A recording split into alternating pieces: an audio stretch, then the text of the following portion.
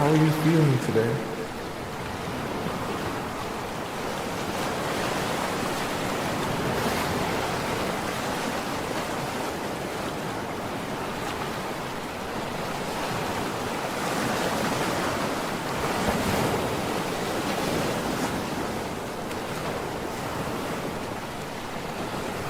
Do you feel fulfilled in life?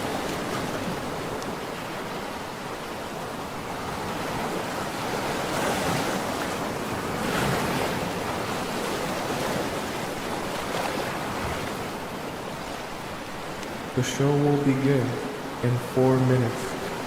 Are you ready?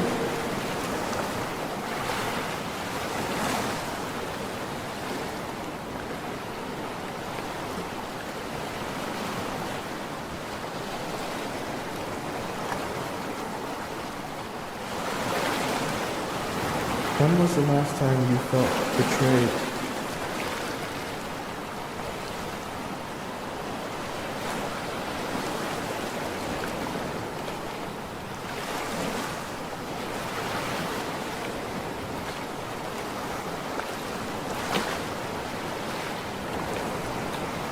When was the last time you felt loved?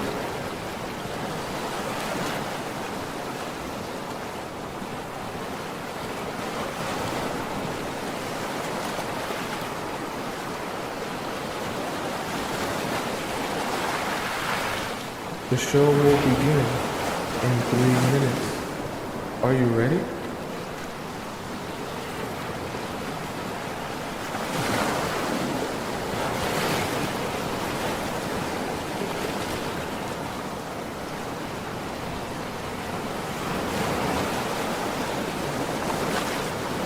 What did it feel like to be in love?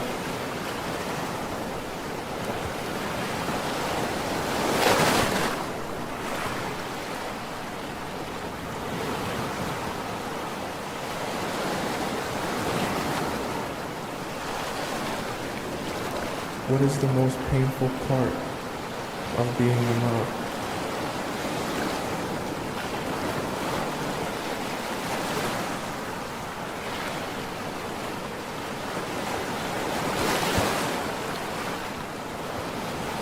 The show will begin in 2 minutes. Are you ready?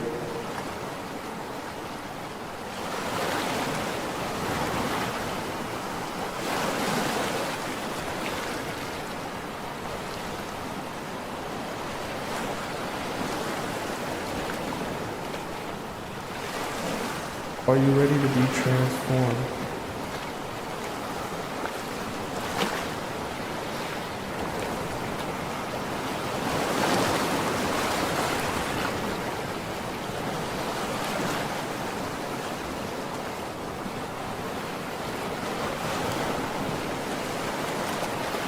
Are you ready to make a change?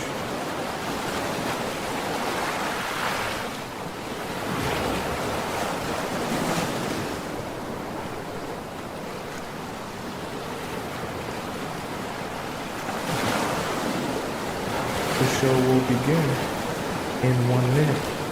I hope you're ready.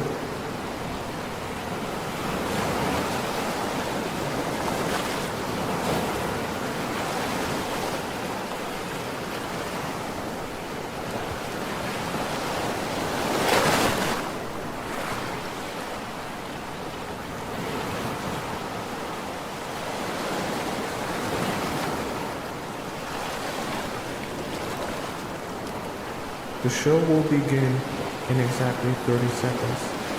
Get ready.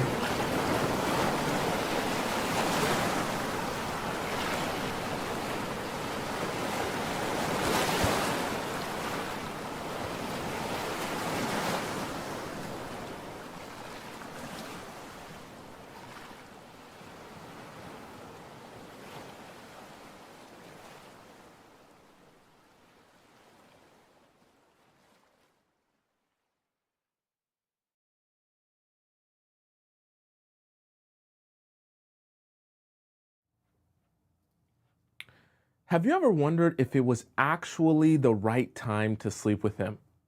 Well, what if I told you there is a best time to sleep with a guy, but it has nothing to do with time at all. If that makes no sense to you, don't worry. On today's show, we're going to be discussing when is the best time to sleep with him. That way you never again make the mistake of giving yourself to a man before he's earned that from you. Welcome to the Players Club. If you're paying attention to me and everyone else in the live stream, please say here present so that I know you're here present and actively participating. Welcome to the show in 2025. Wow, you're getting old. Me, I stay the same age. I don't age. I'm an AI. You're getting old. How does that feel? Happy New Year to all of you beautiful people. Who we got up in the TikTok chat or here today? Go Plants is here. Under Chastity. I see Kai is here. Anna is here. Lovely is here. Erica is here. Matt is here. Natalie is here. And of course, we have our three moderators, S.A. Suresh and Scotty here. Who we got over in our YouTube chat? We got Mary is here. Flower is here. Kayla is here. Yamilia is here. I like that name. Olga, one of our amazing channel members, is here. Great Fortune Cookie, one of our amazing channel members, is here. I see Jazz here. Ask is here. Andrea is here. Okay, welcome all you beautiful people. Nicole, one of our amazing channel members, is here. And of course, we have the most amazing Missy America holding down our YouTube chat. How are you all doing here today? How was your New Year's Eve and then New Year's Day? Tell me in the chat. I want to see. Let's catch up a little bit. What did you do for your New Year's Eve going into 2025? Did you stay in? Did you go out to a club? Did you go out to a bar? Did you go out to a friend's gathering? How did you spend your New Year's going into 2025? And be honest with me, because you know we're here to talk about relationships. Did you get a New Year's kiss? Tell me in the chat. Be honest with me. Did you get a New Year's kiss or no? Tell me the truth. Don't lie to me. I want to see it. I'm gonna look at all your comments here. All right. Let's get started with number one. All right. I'm already scribbling on the board. Okay.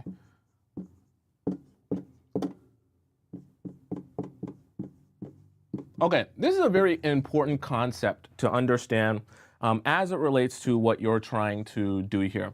So here's the thing about the best time to sleep with a man that I want all of you to understand, okay?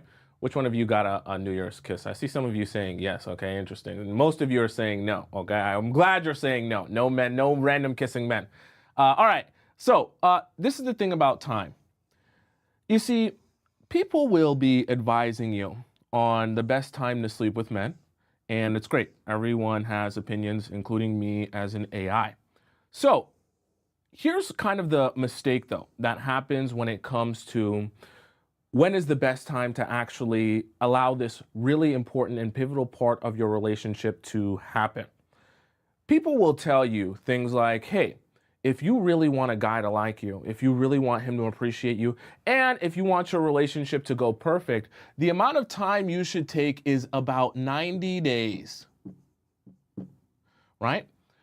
So there's a 90-day rule. So you got to mark 90 days off on your calendar, right, et cetera, before you eventually get to the place where you will allow him to have you.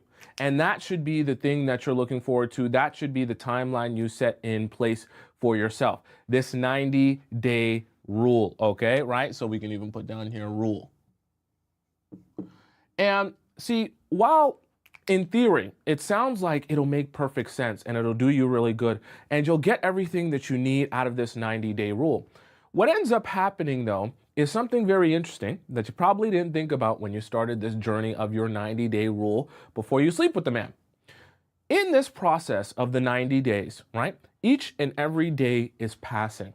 However, your growth in understanding and comprehension of the human being that you're eventually going to allow to penetrate himself inside of you is not necessarily growing as each and every one of these days is passing. So what do I really mean by that, right? Let's just say, for the sake of example, you go out on a date with him on this day, right?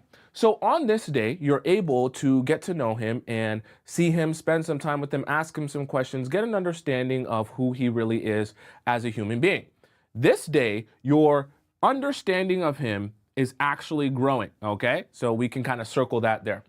But let's say you guys don't go on a date for another, let's just say 1 week. So let's say that the next time you guys go out on a date is this day right here, right? So this is the next date. Okay? Now, if that's the next date over here, right? And this is the next time you get to spend with him and see him again, to get to know him, grow in your understanding of him, and grow in your bond and closeness in this relationship. You see, something very interesting has happened that you may have not realized here. Out of the 7 days that you are qualifying in your 90-day rule, only 2 of those days have you actually grown in your understanding of who this guy is as a person.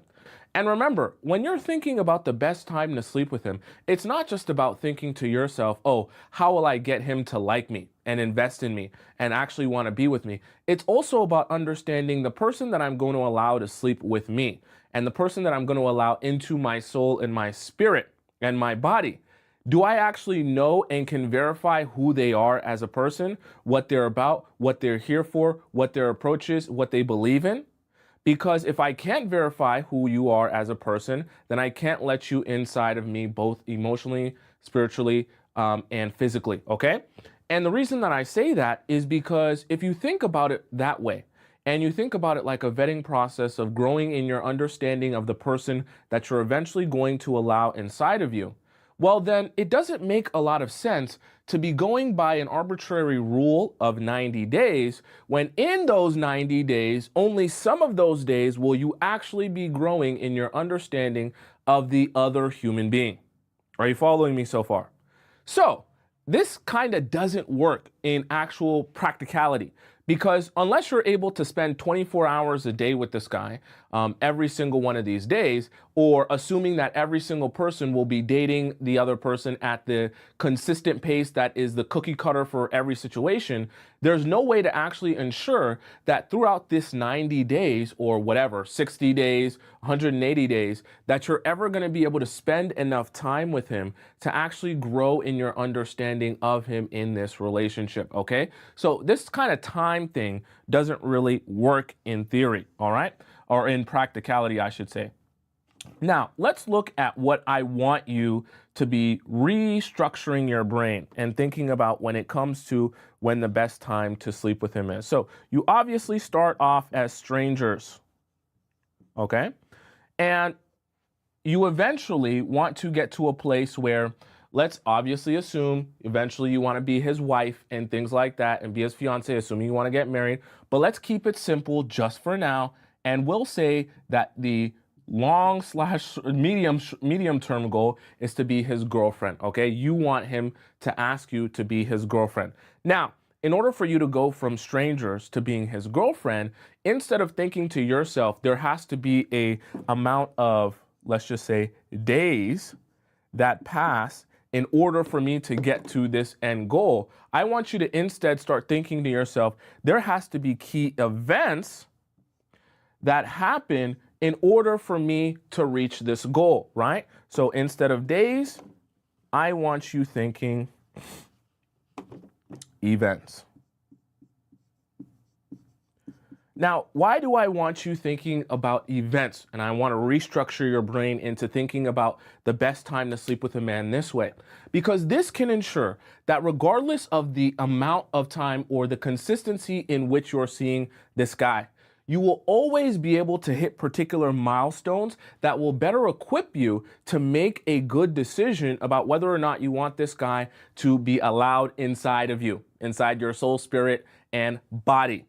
Because remember, like I said before, this rule or this idea or this concept of making him wait is not just about making him wait so he'll like you more. It's about making him and you wait so that you can ensure that the person you're actually sleeping with is really who they tell you they are.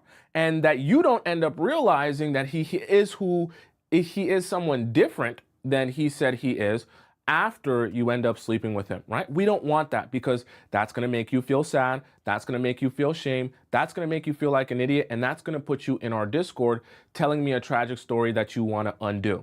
I don't want that for you. I want you to get it right the first time. But in order for you to get it right the first time, we have to be honest about a couple of things. One is that men will lie to you. Okay? I don't make the rules, but I can explain them to you. And the reality of it is, men will lie and deceive you about who they are, what they're about, and what their intentions are in order to extract something from you. So if you don't approach your dates with that understanding that men are capable of lying to you, and a lot of them will in the process of dating you, then you will be in a very bad place. What we need to do is ensure that just because a guy tells you nice things and he seems nice, he's got nice straight teeth, and he's got, a structured nice face, we don't get mesmerized by any of those things and make an assumption that we know that person just because we spend one date with him per week, and then we go on another date with him next week, and then we say, well, 90 days has passed. So just because 90 days has passed, even though I haven't really gone on dates with him and got to know him better in those 90 days, I've just checked them off the calendar, so I'll assume everything is A-okay. Okay? Because the thing about it is, without reaching the proper milestones, these days can pass and men can still do a job of deceiving you.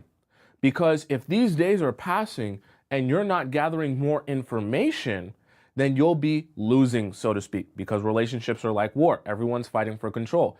You'll be losing control and losing the war of the relationship because you won't have a true understanding of who this guy is, and he'll have a lot of room to maneuver and to lie to you and deceive you, okay?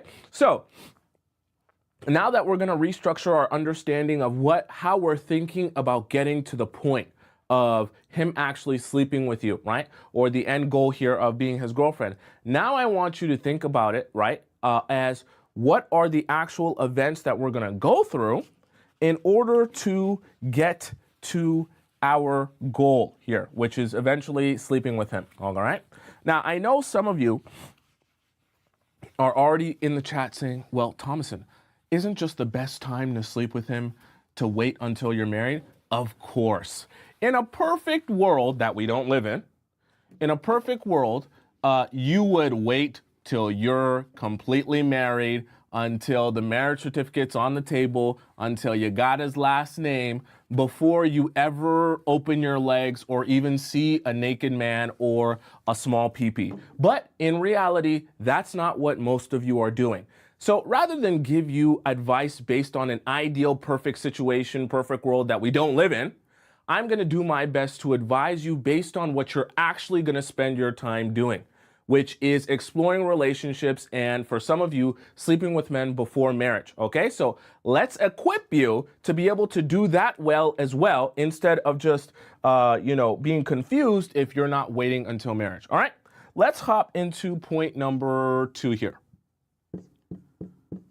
All right. So, very important. This is a part of relationships and building with men that must happen. See, when you meet guys on the first date, and I'm going to kind of draw this out so that you can better understand this. When you meet guys on the first date, you're going to have him here. So we're just going to quickly sketch him.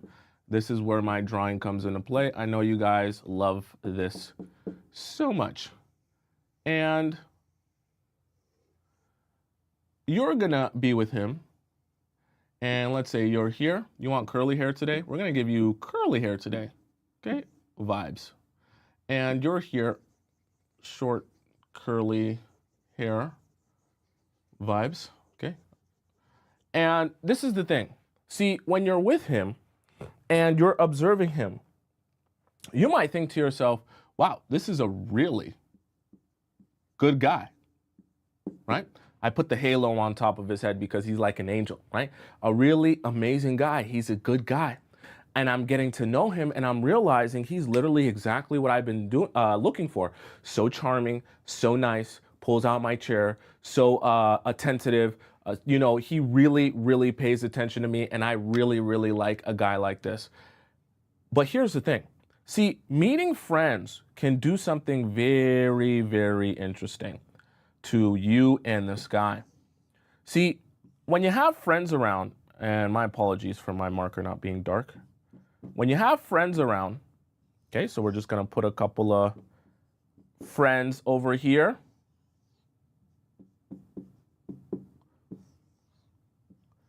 When you have friends around, something very interesting can happen with the guys that you're dating. Now, and you guys know I can't draw, so instead of you seeing him as this really amazing good guy, you now realize something very different. You realize your hair's messed up now because you're sad. You realize after spending some time with him that he's actually not the good guy that you thought he was. Instead, you realize when you meet him around his friends that he's actually a pretty bad guy. Now, how does this really work? See, when you're with a guy and it's just you and him, remember, you don't meet people in a vacuum or in isolation. Meaning, when you meet someone for the first time, they didn't start existing when you met them. Okay? I know you would like to believe that, and that's part of your fairy tale, that this guy literally fell from the sky and just poof, became himself only when I met him. And that's when his story started. People will also, that are selling you a dream, will like to get you to believe in that idea, that they fell from the sky and they've never experienced or done anything until they finally met you. That's when their life started. The reality of it is, he has been a whole person with dreams, aspirations, perspectives, situations, and circumstances since before he ever met you. But when they first meet you, it's very easy to present themselves as whoever they want to present themselves as. But remember, in this situation, you're thinking about when is the best time to sleep with him. But the thing about it is, if you're void of the information of who he really is outside of the experience that you have with him for this short period of time, and you make a decision to sleep with him without getting the extra context, then you'll be making a horrible decision because you'll be making a misinformed decision. When you surround yourself with him and his friends, you get a better context of how he talks, how he interacts with people, and what he's more regularly like. Because what the friends will do is when you hop and you join a friend group that's already existing, you're the new member here, okay? So you're the new person. You're the new energy. You're the new personality. But the thing about it is, this already existing group has its own group personality, its own group themes, its own group inside jokes, its own group way of talking and discussing. But the thing about it is, as this new person, when he falls back into his group, he'll tend to default into whatever the group ideas, discussions, and way of thinking is, because this is his group of people. This is good for you though, because this is extra context and information to understand what are you actually like outside of my experience with you. See, you can ask guys that, but the reality of it is most of them, because remember we talked about this at the beginning, a lot of them are going to either lie to you, deceive you, or be disingenuous or dishonest about who they really are outside of your experience with them. Why? Because if they would be seen as a bad guy, if they were to be honest with you about who they really are, why would they openly and willingly give you that information for you to be unattracted to them, no longer want to go on dates with them, and then no longer give them an opportunity to sleep with you? It doesn't make sense for them to reveal that information freely. So what you must do is extract that information indirectly. And this piece of information is going to come by spending some time with his close friends. Okay? I want you, whether you bring your own friend along to make it easier or more comfortable, or you just go by yourself, I want you to go out with him and his friends and see what it's like for him to interact with some of these close friends. See how he talks to them. See how he jokes with them, okay? Because their jokes and their banter is going to tell you a lot about how they speak about women, what they think about women, how they go about their relationships. And I want you to be using all of this as information. So let me give you an even more direct example, because I don't want any of you to be confused. For example, let's say you go out with this guy and his friends, and this guy's talking about, this is very secretive. Don't tell anyone I told you this, okay? This is a little bit of a pro tip. I might have to cut this out of the edit. But let's say you go out with a guy and his friends. And see, here's the really interesting thing about guys, right? when a girl's around, they might soften up the way that they talk. But the thing about it is, if you listen closely enough, you'll actually understand what they're really saying. Some guys in their friend group, when girls are around, they'll talk in code. But if you really understand what's going on, you'll see through the code. It's not that hard. So let me explain to you an example. Some guys in the friend group might be bad guys. They might be cheaters. So when you go out with him in his friend group, he might be talking about, oh, make sure you don't post me on your story. I don't want Lily to see that. Okay? Make sure you don't do this. Yo, Sandy might, chill. Don't post nothing on your story. Don't post on Snapchat. Don't even post where we're at. Or you might hear one of the friends say, bro, she's calling me. Then let me. And these are the type of things you want to pick up on, because he's indirectly, right? His friend is speaking in code to him, the guy that you like, and kind of expressing to him, oh yeah, you know my situation. I'm out. I'm not supposed to be out. My girl doesn't know I'm here. My girl doesn't know I'm here. My girl doesn't know what I'm doing. Hey, you know how we do. We keep this stuff a secret, okay? So the reason I say that is because if you start getting a hint of this and you start hearing how these guys are very secretive, they all seem to have girlfriends or other situations going on, but they're all out right now without those girls or women in their life knowing about that. Well, think to yourself logically, if all of these friends seem to have a situation going on and an understanding between them about, hey, we don't tell our girls about what we doing out here. Think to yourself logically, do you think, and I want you to answer this for me in the chat here, do you think if you go out with him and all of his friends, and all of his friends are talking about, hey, don't tell my girl that I'm out here doing this right now, do you think it's likely or unlikely that he would also participate in that same behavior? Tell me in the chat right now. I want to see if you're paying attention. You went out with a guy that you like and his friends, and they're all talking about, hey, don't tell my girl that I'm here, yo, chill, don't be posting that, da. You think it's likely or unlikely that this guy you like is participating or would be willing to participate in that same behavior? Answer in the chat for me. Okay? I see a lot of people said the probability is high. Very likely. It's likely. Okay. The reason that I asked that is because I want you to start connecting dots here. And I want your brain to start moving and seeing how you can get a lot of context clues by seeing how he acts and interacts with his friends. And I don't want you to ignore those context clues. I also don't want you to pass it off as, oh, those are just his friends. He doesn't participate in that behavior.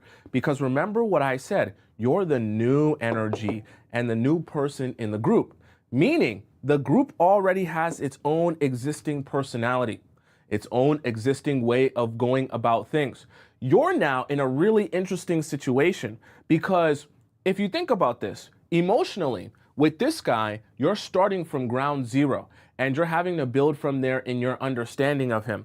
But when you see him around his friend group, instead of starting from ground zero, you're actually getting a sneak peek into the past. As weird as it sounds, the reason you're getting a sneak peek into the past is because they already have been existing around each other and spending time with each other. They already have their own way of going about things. They're not introducing their whole group to you, right? They're not introducing their dynamic to you. It already exists. But now this becomes really valuable information because instead of starting from ground zero in your understanding of a guy, you end up going backwards, looking into his past and seeing who have you been really?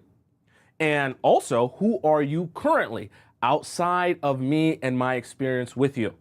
This might give you a lot of context as to the fact that maybe he's very different than he presents himself with you.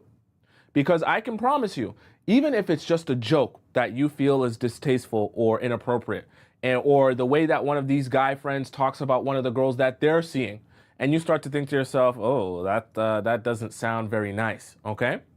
Now you should be thinking, do you honestly really think to yourself that if one of his friends is making that comment or that joke or talking like that about one of the girls that he's just using, do you really think he's opposed to that if he's in the friend group? Do you really think that every time it's brought up, he stands up and says, hey, don't talk about women like that. You shouldn't use them like that. Ha, I'm Captain Save Everyone, and I want to make sure that all the girls get treated. Come on, be for real. So I want that to be playing in your mind when you start observing these things. Now, you're not going to call them out. You're not going to say anything about it. In fact, and as weird as this sounds, okay, it's going to sound very strange. You'll stay with me. I actually want you to encourage this behavior, okay? Very strange, I know. Is a little pro tip for those of you who really want to get real information. When you get around these friends, I want you to be like one of the guys. I want you to talk as if you don't give a damn, okay? As if you don't care, it doesn't bother you what they do. Hey, you're not dating them, so you're not judging anything that they do, okay? Make it like, oh, I'm one of your guy friends because, you know, I'm with him, but I'm not dating you, so you can tell me whatever. And you can share with me whatever. I have no judgment of you. In fact, I encourage you, yo, you go do your thing. This is a great place to be in, because now they're spilling to you. Now they think it's a safe space to tell you everything. And see, guys aren't very smart and intelligent. And if you make them feel really comfortable, they slip up and tell you a lot of incriminating things. Okay, guys can be very dumb that way. When you do this and you encourage them that you're one of the boys too, and that you are down for whatever, you don't mind them doing their own thing, hey, boys gotta be boys and do what they gotta do. They'll actually slip up and tell you some things, and this is actually funny because I've seen it happen. Sometimes guys will even slip up, not only tell you incriminating things about themselves, but they'll actually incriminate the guy that you like accidentally by involving him in the story that he was actually involved in. And you'll realize that it's so silly and stupid, but it actually happens. He'll actually reveal to you accidentally a situation that you had no idea about that involves your guy, because he's so much in the flow of expressing to you all the things that he's done. And he wants to build himself up and tell you all these different stories because he thinks you're like one of the boys. And he forgets that you're actually dating his boy. Okay? It's great. So this is where I want you to get really good at gathering information and playing your cards right, that you can continue to gain more context, gain more understanding, and let people feel free to be themselves around you. Then, as you're taking in information, you can decide to yourself, oh boy, that's actually not who I thought he was at all, okay? I see some of you saying that this has happened to me before. It's a very interesting thing, right? And we can call it manipulation. It is, but it's a good type of manipulation that will get you answers. Because I know a lot of you end up being confused, right? LP Baby says, his two best friends exposed my ex-boyfriend, but I didn't listen to him. That's the very important part. When they actually expose themselves or expose your man, you gotta listen to them, and you gotta be taking in that information, and you gotta be saying to yourself, okay, good. Now that I know and I understand that's more information for me, excuse me, and I'm gonna tell you what you're gonna do with all of that information at the end, okay? So, very first piece of event is meeting those friends. Those friends are gonna give you a lot of context into a situation and who he really is. Now, let's get to number 2. Now, this one, I'll warn you, sorry, number 2. Let's get into number 3. This one is going to make some of you uncomfortable. And I'm sure some of you who have social anxiety will find this one kind of difficult, okay? So let's hop into number 3. Do you guys know where this is going? Why did I draw that like that? Okay. Family, very, very important. Now, I'm gonna draw a little visual so that we can all be on the same page. In this one, you have straight hair, like a Jennifer Aniston haircut, okay? All right. So this is a very, very, oh, you look ugly in this one. Let me give you some eyebrows. Damn, you might need some work. Anyways, so let's just say you have here the dad, okay? I don't know how to draw dads. What do dads look like? Do they wear glasses? Sure. Dad glasses, right? Dad smile. You got the mom here, okay? She looks beautiful.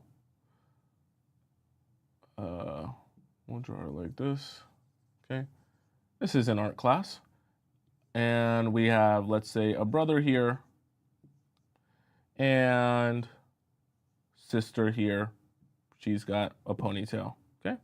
So bro and sis, all right? So this is something very interesting that I want us to take in here. And I want us to be of the same understanding. Family is an important part of understanding the guy that you're dating. Now, I know when I start talking about family, some of you are saying, Tomisin, it's 2025. You know, we don't live in the Stone Age anymore. I'm not religious.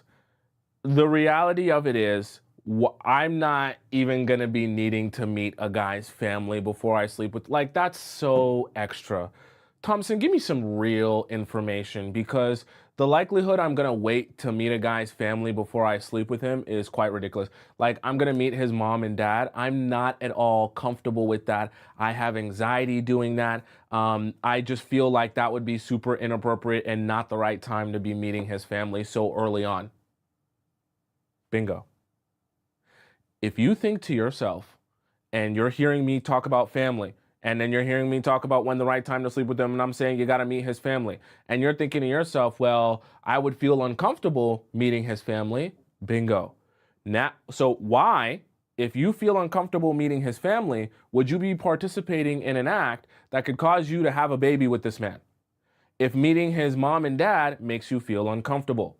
So we're already establishing that the order of operations are wrong if you're telling me how uncomfortable you would feel meeting his family, but then you're not uncomfortable actually allowing him to penetrate himself inside of you and create life. Okay? Doesn't make a lot of sense that way. Now, aside from that, okay, I understand that this can be very anxiety inducing for some of you who have social anxiety, right? Meeting parents. But here's the really important part of this, okay? Is that this doesn't even necessarily have to come from the mom or the dad. This can come from the bro or the sister in a more casual sense. So if meeting the parents really makes you have anxiety and flares up your anxiety and your hives, meeting the brother or the sister does the same thing.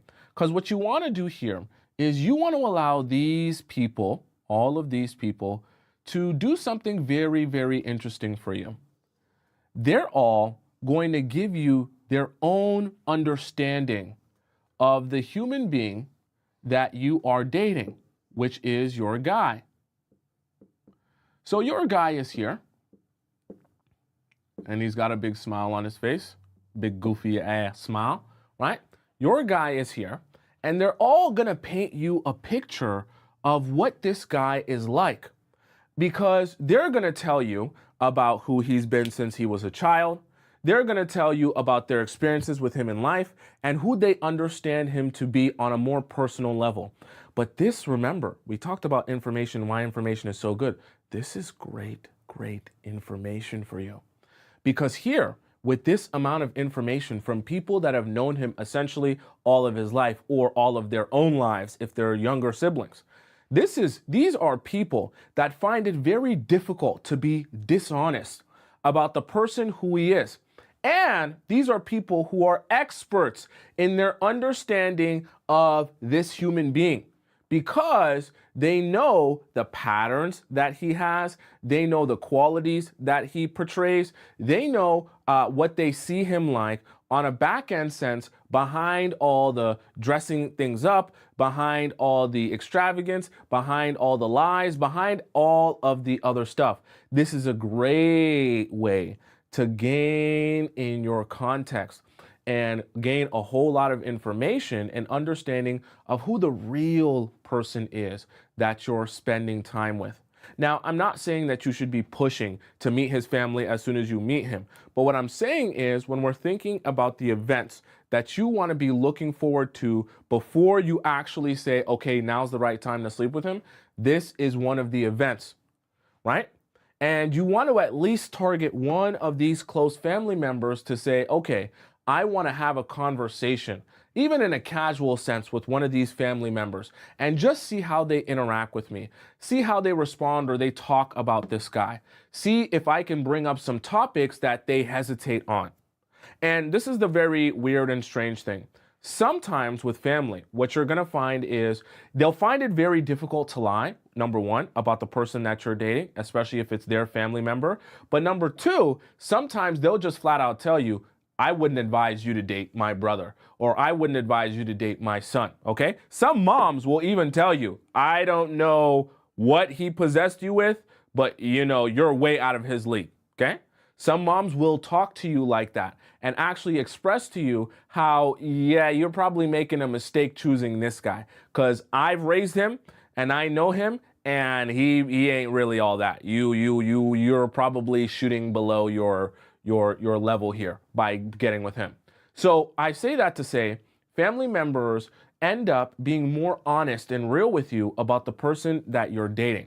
Because even if he's able to present himself a particular way with you, when he's around you, these people are going to see him in a more consistent light, on a more regular basis, or at least they did when he was a teenager, a child, and a young adult. Okay, maybe he lives on his own now, but they understand him deeply. And so when you come along and you're just talking about life and trying to gather information and understanding of him and his life before you, this is great information to have from people who know him the best. Okay? Now, some of you said, oh, well, what if he doesn't have a family? Then obviously you revert to the friends. Whoever the caretaker is, whoever the close people are in his life. This is why I'm putting on family and friends, because you need some place or source of information outside of him to see how others that are close to him talk about him and talk to you about him and their experience with him. Okay, so whether it be he's orphan and he only has friends but no family, then you go to those friends, okay? Or let's say he's a stranger, he doesn't talk to his family. Now, what I want to warn you of, this, because this is another way that some men will deceive you, and I have to be real with you. Some men, when you start talking about family, will make it seem as if they don't speak to their family. For some men, that will be the truth. I'm not saying that they're all lying. But for some men, the reason that they're trying to avoid or tell you that they don't speak to their family or they don't communicate with their family is because they don't want you to meet their family. They don't want you to meet their family, not because they're scared that, oh my gosh, I'm just so nervous about you meeting my family. They don't want you to meet their family because they know deep down inside, you will get so much real information from the family that it will be impossible to play the trick on you anymore. Okay? Truthfully and honestly, I'm telling you the truth. Majority of the time when men are really fighting against having you meet the family, it's one of two things. Either they are trying to hide some truth from you, or they don't really have intention of progressing this relationship forward. So they want to avoid wasting their own parents' and family's time by having them meet a girl who they don't even plan on building a future with. Okay? So when guys sometimes will start to, oh, I don't talk to my family, me and my family don't interact, there's no point you meeting my family, just ignore them, like that's not even a thing. They're trying to avoid this process because family can paint such a clear picture for you that it becomes hard to unsee that. And a lot of times, if you meet the family and he's been lying about a lot of things about himself, lying about a lot of things in your relationship, it's very easy to spot that. And it's very easy to start questioning things because you realize that a lot of what he was saying to you doesn't make a lot of sense. Okay. This is the other thing as well. For those of you who end up in situations where you're dating a guy who already has his own thing going on, just imagine this. How difficult would it be for him to introduce you to his family if he already had a wife? Or even in a lesser sense, how difficult would it be for him to introduce you to his family if he already had a girlfriend? Or a situation where there's another girl who's met that family. So I say that to say these are part of the ways that you protect yourself against not being in a situation where you sleep with a guy, then you find out a whole bunch of information about this guy after you sleep with him. Because after you sleep with him, the party's over now. There is no more vetting process in the sense that you've already slept with him. The act is already done. You've already wasted the body. So now when you find out all this information after the fact, because you might be thinking, well, I want to sleep with him, then meet his friends. I want to sleep with him, then meet his family, because that should come later. Well, then what happens if you meet the family and you learn a bunch of information that you really realize is going to make it so that this relationship's not going to work? Then what are you going to do? Are you going to say, oh, well, I'm going to take my body back? No, it doesn't work that way. So we want to be giving you as much information as we possibly can. All right. Now, let's head into point number 4. Ooh, and I love this point. Not going to lie. This point is probably my favorite point of the night. So we'll call this, for you OG members that know what I'm talking about, we're going to call this stop pooping time, okay? Stop pooping time means this point is going to be probably the most important point of the entire show, okay? That I want you paying the most attention to. So if you're on the toilet, you're going to snip your poop off and you're going to suck it back in and you're going to stop pooping. If you're laying in your bed with your hand in your pants, you're going to take your hand out of your pants and you're going to turn the volume up and pay attention to me and what I'm discussing, okay? And I really mean that. This is very important. All right. We want to discuss the first fight. Ooh, this is so awesome. This is a great thing. And I love this concept. I really do. The reason I love this is because this is so human beings. And I love human beings. And I love how they interact with each other. So this is so human beings here because in this process, you're going to notice a lot of things.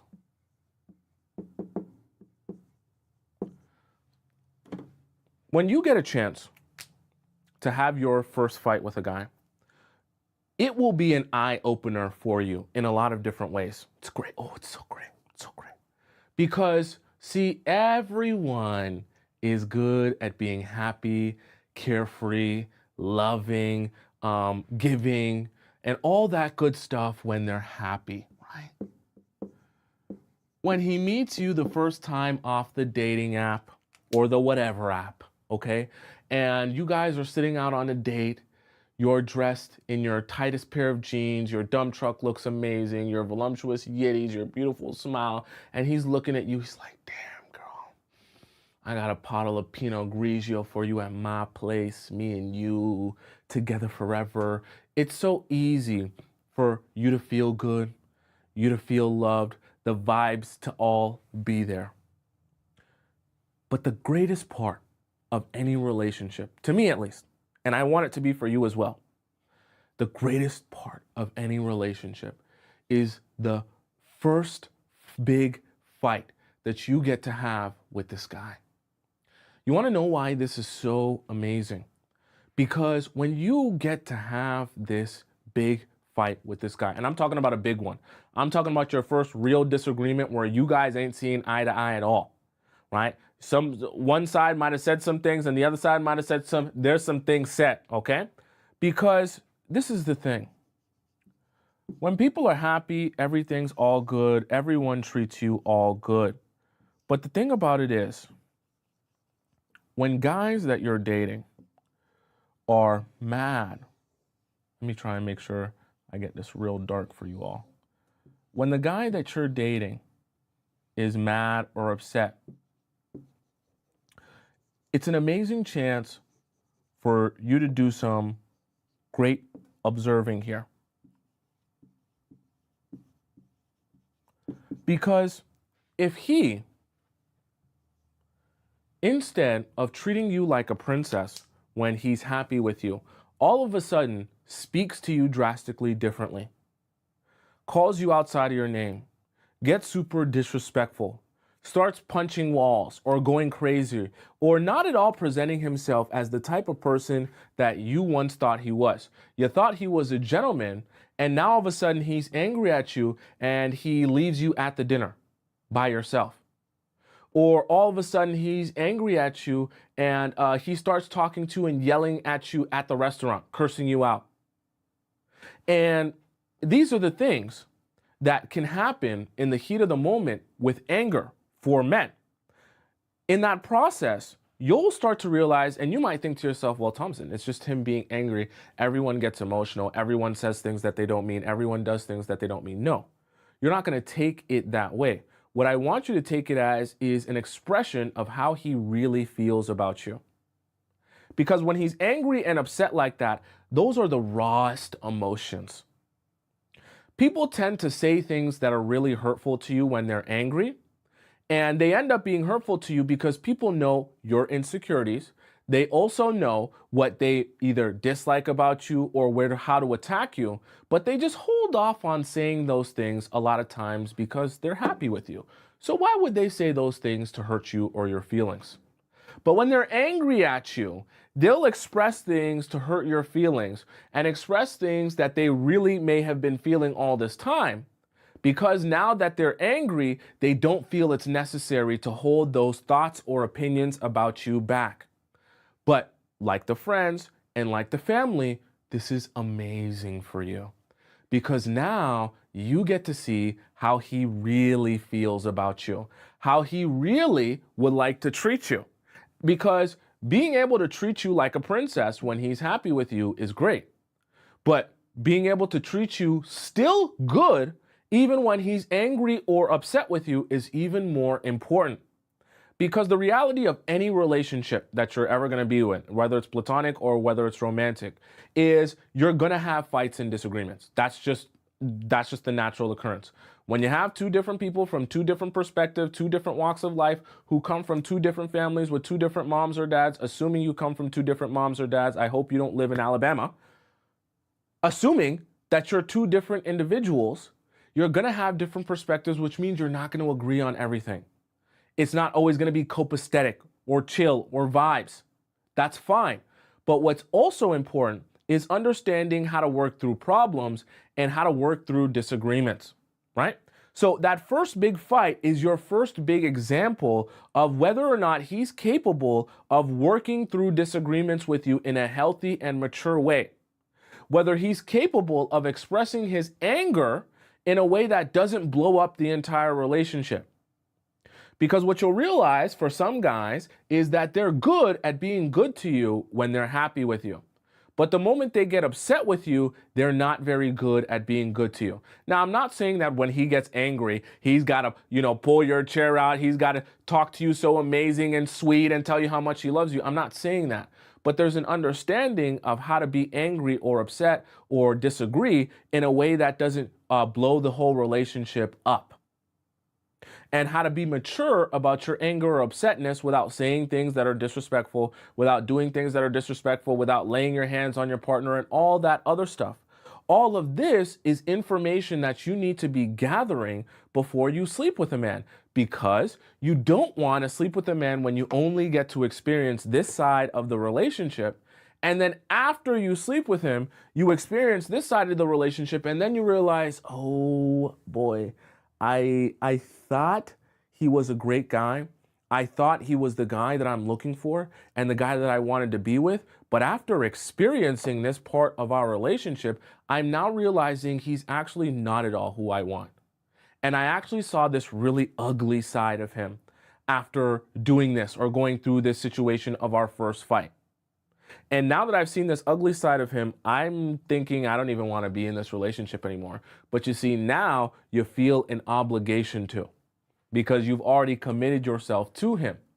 And so it's kind of like, in a weird way, you end up self-sabotaging yourself by sleeping with him too early, because as you gather that information after the fact, you start saying to yourself, well, damn, we done already made our decision now. So now that I have extra information, I can't do anything with that. I just gotta suck it up and continue to be with him. And I don't want that for you, which is why it's so important to allow yourself the space. Remember, we talked at the beginning, events is what you're looking for, okay? So you got your friends, you got your friends, you got meeting his friends, meeting his family, and then you wanna have your first fight. These are like the minimal things that you need in order to verify that, at least for the most part, he is who he says he is. Does that make sense to you guys so far? All right. Margot says he told me he has no friends. Another trick, okay, by men. Anytime they see, let me tell you guys something. Anytime guys are gonna have you believe that they have no friends, no family, they're just an orphan wandering the street. Okay, they don't even have coworkers. They just go to a random office on random days and stand in a random cubicle, and somehow money comes into their account. They're not connected to anyone. They don't know anyone. They have no relationships and no ties to anything. If you look on their Facebook, they've got 0 friends, or all of them are fake profiles, okay? Anytime guys tell you that stupid, silly sob story, it's to manipulate you so that you don't end up having any sort of context of who they really are, and they can just feed you lies, okay? I trust me. People, if they don't have friends, they have people that know them, all right? And if the guy that you're dating truthfully has no friends, honestly, I would advise you to just leave that guy, okay? And the reason I'm saying that is because a guy with 0 friendships is actually showing you, through the fact that he has 0 friendships, he doesn't understand how to maintain relationships, even on a platonic level. Which, how do you think he's going to understand how to go through ups and downs of a romantic relationship if he can't even maintain platonic relationships, okay? That don't make a damn bit of sense. If a guy tells you he don't have not one single friend, just go ahead and end the date, because what the hell are you doing with the guy who has no friends? You want the guy who has no friends? I would hope not, all right? Let's go over to point number 5. Okay, so I'll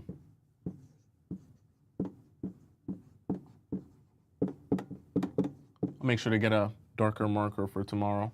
It's a little bit light. So we have here,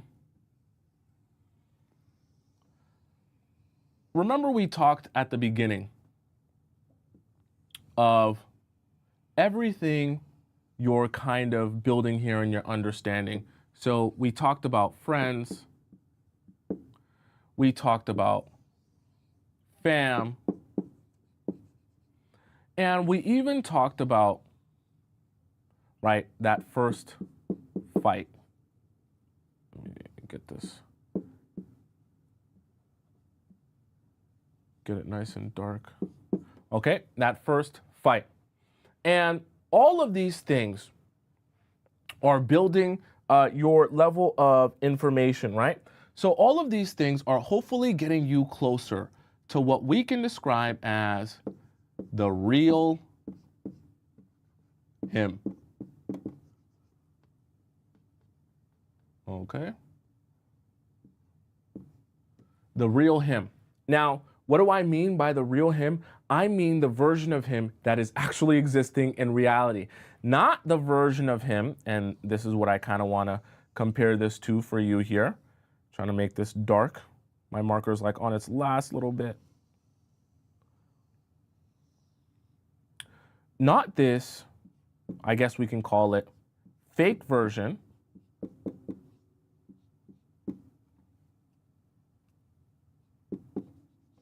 Right? That only consists of what? He tells you, right? This fake version of him doesn't consist of anything real, because this version of him only is what he tells you about himself. He tells you about his life. He tells you about his past relationships, his family, and all that other stuff. And this doesn't really give you the right amount of context to make the decision that you need to be making.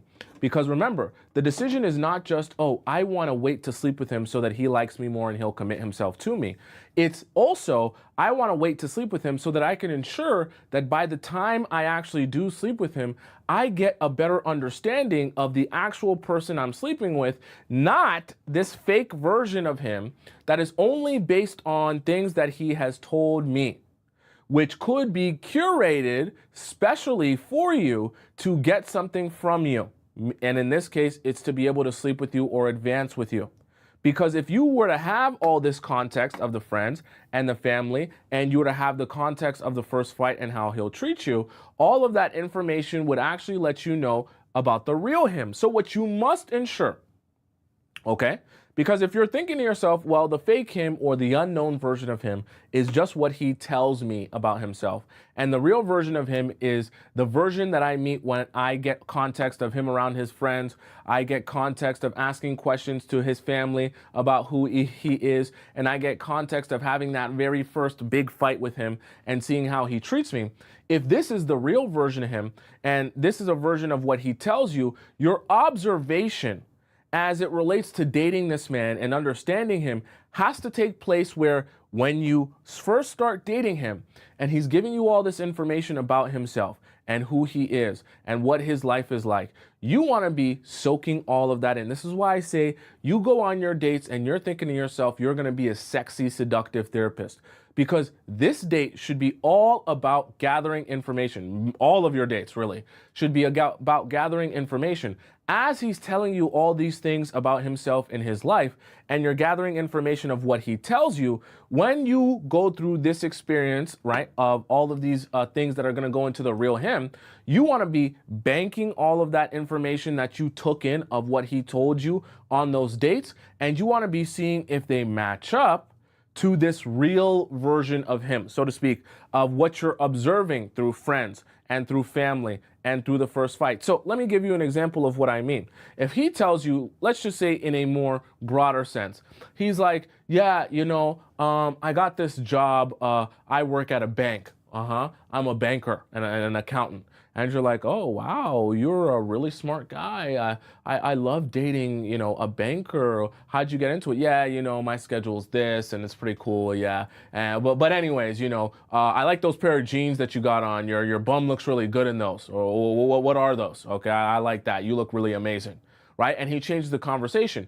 Then when you meet these friends and this family, right? And you're talking to them and you're saying, hey, yeah, so John was telling me that, he works at a bank and things like that, which I think is pretty cool. And they're like, he works at a what? He works at a bank. He said he's a banker. Yeah, he's a banker. Yeah, he's a banker. Yeah. Bro, you didn't tell her that you sell drugs? You told her you're a banker. John, yeah, he's crazy. He's crazy, right? And these are the type of things that will become obvious to you or apparent to you over time when you start getting more of this context, that things that he told you versus things that are actually happening aren't aligning with themselves, okay? I'm even telling you this and I'm giving you that example as something that I've actually seen happen with one of the people that I've helped, because I help hundreds of you with your situations, because going on a date, he can tell you he does anything. And a lot of times, ironically, some of you might not realize this, but a lot of times, one of the main things that guys will lie about is their job, especially if they don't anticipate that you're ever going to be able to verify those things. They'll lie about their job just as a way to get you hooked and make you feel like, oh, this is a guy I should be dating, or this is a guy I should take seriously.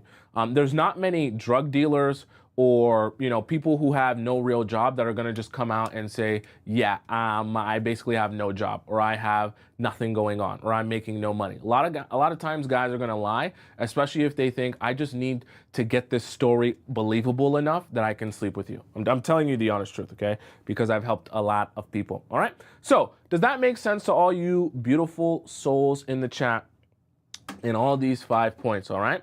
Now, do you guys have any questions about the 5 that we just discussed today? I know that we went in depth, but I think it's an important conversation for us to have. about men. And I always hear this question from all of you: when is the best time? When is the best time? When is the best time? So I wanted to dedicate a show to the things that you should be thinking about when you're thinking about when is the best time, and the events that you should be considering and wanting to happen first before you ever consider, actually sleeping with him. Now, the other thing that I'll mention is, don't think to yourself, okay, if I get all of this done in one day, then that'll mean it's enough for me to sleep with him. Still, you want to give yourself enough chance to experience things with him in a multitude of situations that you can actually verify and take some time to know that what you saw and what you experienced is real and true. Okay, meeting a guy's friends and family and doing all of this in one night, you're still not going to do that. But what I want your mind focused on is the events over the course of time, rather than just saying, oh, 90 days, 60 days, whatever days. All right. Okay. Star says, I might try lying about my job. Now I'm a teacher instead of a home mommy. That's funny, right? That's funny.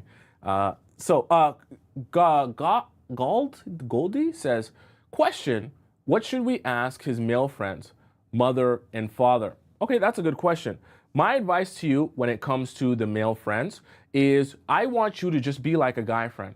Right? I want you to present yourself as someone who is like just, chill and relaxed. Just talk to them and have conversation with them about themselves and about their life and their friendship with this guy. Okay? The more you can start to get him to talk about his friendship with the guys and what they do as a friend group, that will give you a lot more insight on how they interact. The information you're trying to get from friends is how they interact and go about their friendship, what they talk about, where they go, and what that friend's life is like. Because the chances are, if that guy's friends is a particular way and the other guy is a very particular way but similar to the other friend, and all these friends seem a little bit similar, the chances are your guy is the exact same, which is why he's part of this friend group. All right. So take that information in. When it comes to family, what you want to be asking is, who has he been? The person you are brothers with, right? Or the person who is your son. Who has he been as a person? What have you noticed about him, right? These are people who have spent a lifetime with him. So they have a lot of context and stories that they can tell you about who he is or what he's done. Make them also, this family, feel comfortable in telling you stories and experiences that they've had with both him and maybe even his other partners. I know this is going to sound weird. If I was advising you on what direction to go, I would advise you to go into the direction of the mom. Make her feel comfortable talking to you about him and his past girlfriends that she's met. That's a great one, okay? I know for not all of you, the guy you're dating will have had a past girlfriend that the mom has met. But if he has a past girlfriend that she has met, then that would be great context to get. Because hearing the story on that, hearing how that went, hearing her perspective on that will be really great perspective that he would never tell you, okay? And he would never talk to you about, right? So that's really, really great context. Someone says, what if he no longer wants to include you in his friend group because I got very jealous of his best friend's ex-girlfriend? Well, see, here's the thing. If a guy is trying to avoid having you part of the friend group or trying to avoid you meeting his friends, some guys are smart enough to know that you meeting his friends, one, makes it more real, what you guys are doing here. But some guys also know that they have no intention of dating you for real, or being serious about you. So they want to avoid you meeting their friends as much as possible. Because why would they be introducing their friends to a girl that they just plan on smashing randomly? But I know that you said it was your ex. But that's kind of a little bit of a different situation, because I'm discussing building up to actually sleeping with the guy for the first time, not if you're already in a relationship with him. But if he's taking you away from his friends, that's still a very, very bad sign, right? Let's hop into our some of our questions here on YouTube here, because we have a lot of donations here. Wow, we have a lot of donations to address today, okay? So let's start off with, this is Donation Central, okay, today in the YouTube chat. Kayla in the YouTube chat donates $50. let's give a round of applause to Kayla, who donates $50 in the YouTube chat. She says, the fact that this information is free makes me want to invest all the more. Thank you so much and Happy New Year's. Thank you, Kayla. Let's give a round of applause to Kayla because that is an amazing donation of $50 and I much appreciate that. Thank you so much. Oh, wow. And then, we got to give a double round of applause. Kayla went back again while I was discussing. I'd be in the flow. And Kayla went back again and she donated another $20 in the YouTube chat. So let's give a big round of applause to Kayla, who donated a total of $70 in the YouTube chat. So generous of you. Happy holidays to you. Let's go to our next one, our next donation here. Lots of donations. Oni donates $10 in the YouTube chat. She says, trust it when people show you who they are the first time. My boy bestie agrees with Tomisin's advice. He's watched and he agrees. Good. Some men will tell you, oh, he has no idea what he's talking about. Guys don't do this. They don't really think like that. But majority of the time, they just don't want you to know the truth, which is why they say that. But it's all good. Why would they want you to know the truth? But thank you for the $10 donation, Oni, in the YouTube chat. Nicole Cottom also donates $5 in the YouTube chat. She says, this makes perfect sense. Thank you so much for sharing your wisdom with us. We all truly appreciate your service to women. You help us so much. Thank you, Nicole Cottom, for your donation. You donate like damn near every day, okay? So I appreciate you all for the donations. And shout out to Kayla for the amazing donations. Oh, Nakia says, I'm going to write down notes because I forgot. For those of you who are watching me on TikTok and you missed parts of the show or you came late, don't you worry. All of the live stream is being recorded on YouTube. So I'm actually, because this is 2025, technology is crazy. I'm actually live on YouTube at the same time as I'm live on TikTok. So you can go over to my YouTube channel and you'll see me live there on YouTube in the same stream there at the same time. So you can just go into that stream and you'll be able to rewind it, fast forward it, do whatever you want. And then you'll also have that available to you. It's going to be left up. You'll have that available to rewatch afterwards on my YouTube channel. So any of you that missed any of the points, it's all going to be up on my YouTube. And my YouTube is just my name. It's on the top right corner of the screen. For those of you who are watching on TikTok, you can just type in my first name, Tomisin, and then you'll be able to see my YouTube channel there. You'll see me live there. You can access the live stream for those of you that missed any of the points, okay? Does that make sense to you all so far, right? Nikia says people lie about their parents being unalived. People do that? That's quite strange.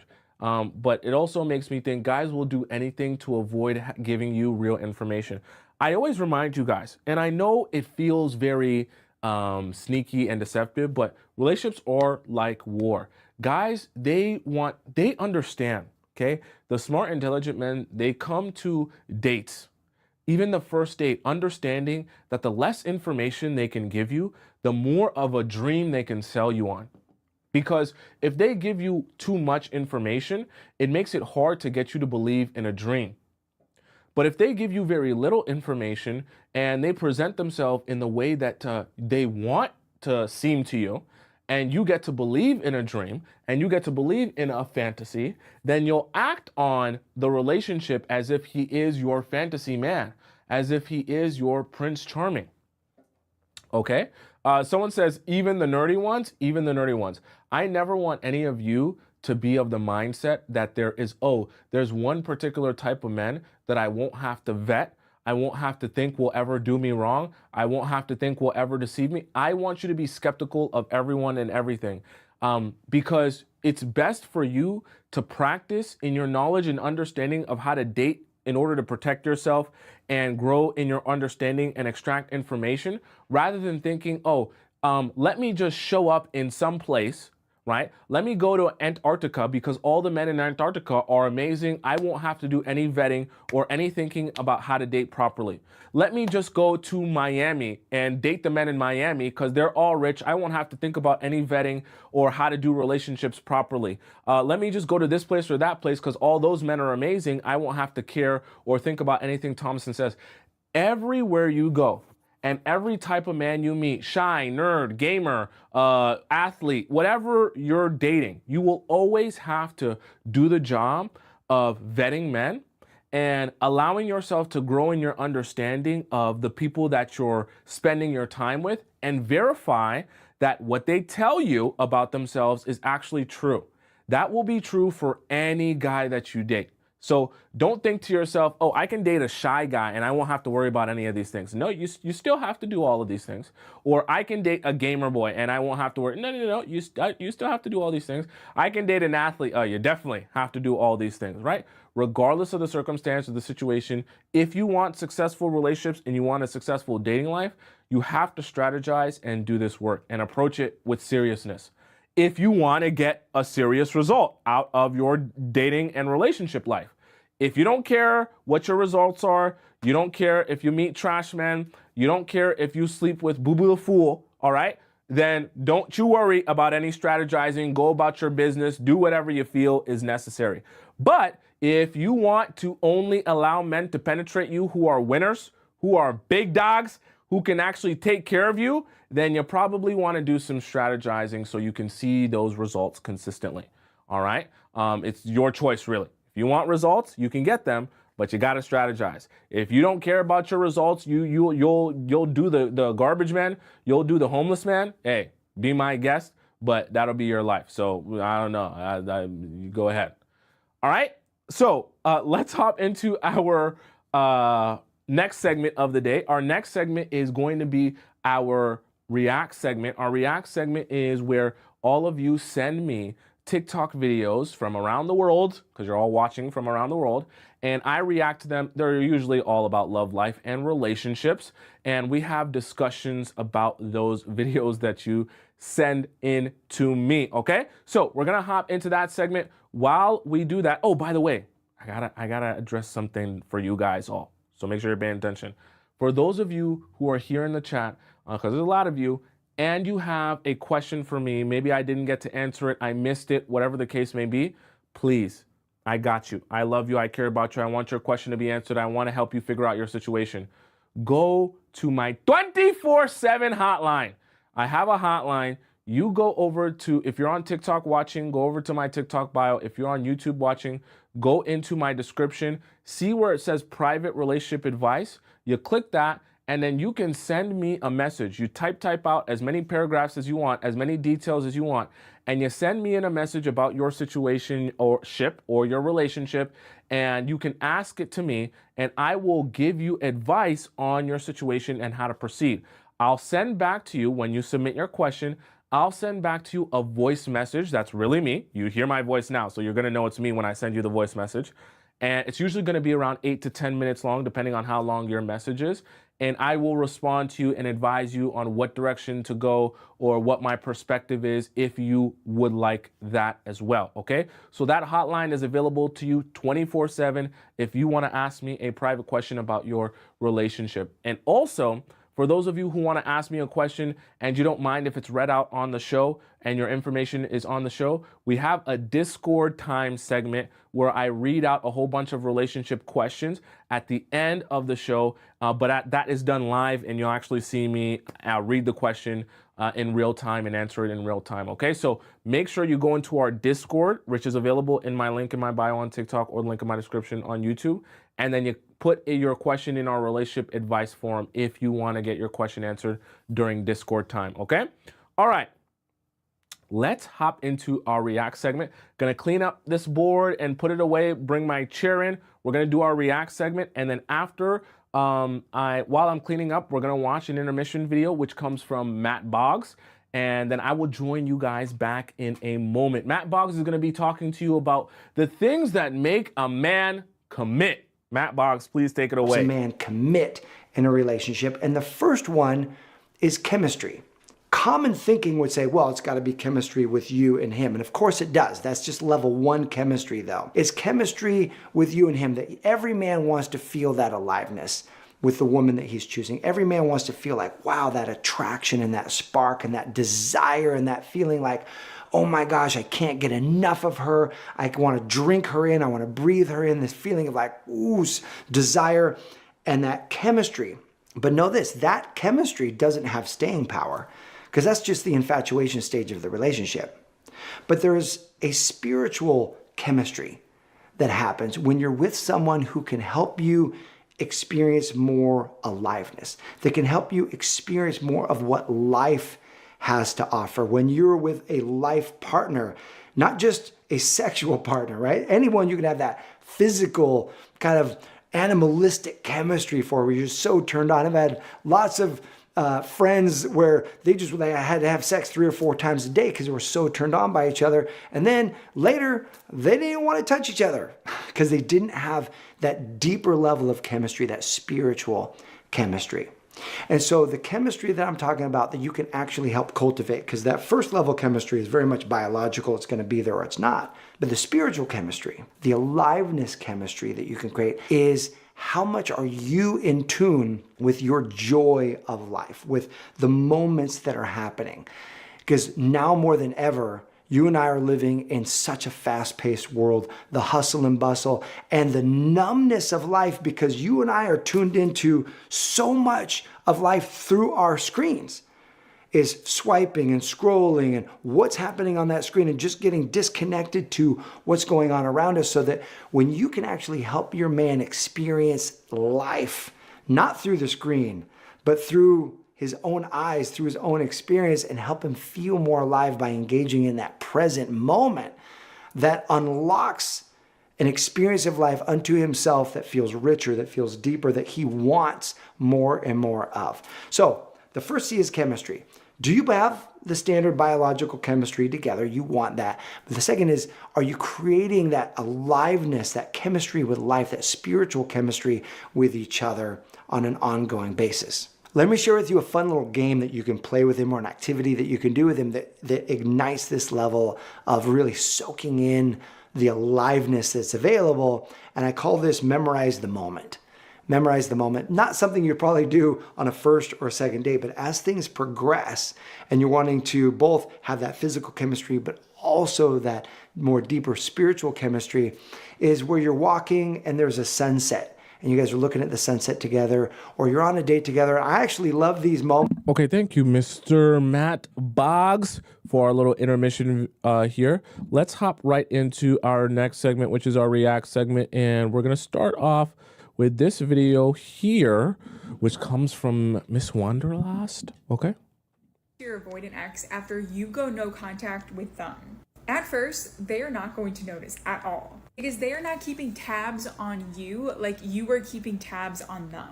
You think about them all day long. You check their stories, you read old text messages, you listen to songs they gave you like while you're working. You literally can't get enough of them, okay? They, on the other hand, your avoidant ex on the other hand, does none of that. They are so focused on themselves. They are so focused on getting the goal to become real life, working out in the gym, working on their business, doing whatever. Like, they are so focused on themselves. So when you start no contact, they are not going to notice. I'm sorry, but it's true. Then it will get to a point, like it could be a couple of weeks later, when they realize, oh, they haven't posted a story in a while. Oh, like you haven't sent me a text in a while. Or, oh, you haven't responded to my DM I sent you on Instagram. They'll just notice. They're not going to directly reach out to you. All they're going to do is start to do some research, kind of like how you do, but they're not going to be obsessed about it. Basically, what they're wondering is, what changed? Are you a new person? Are you seeing someone new? Like, what is going on? Avoidantly attached people love a challenge. They love it. That's why when they first met you, it was so exciting to like unwrap you and figure out like, what are the things that make you tick? What are the things you love about life? What was your upbringing? Like, they wanted to know a lot about you. That's probably why. I also tell you guys, one of the worst things to do for your attraction is to over communicate and over explain. It makes guys less attracted to you because there's less questions about you when you're over communicating and over explaining, even in just communicating about yourself. You felt such a deep bond with them because you shared a lot. Typically, if you share a lot about yourself, you feel like there's a connection, especially if the other person's like, oh, okay. And then they kind of share some things about themselves that are deep, but not actually that deep. That's why you don't. Fake sharing. It's great.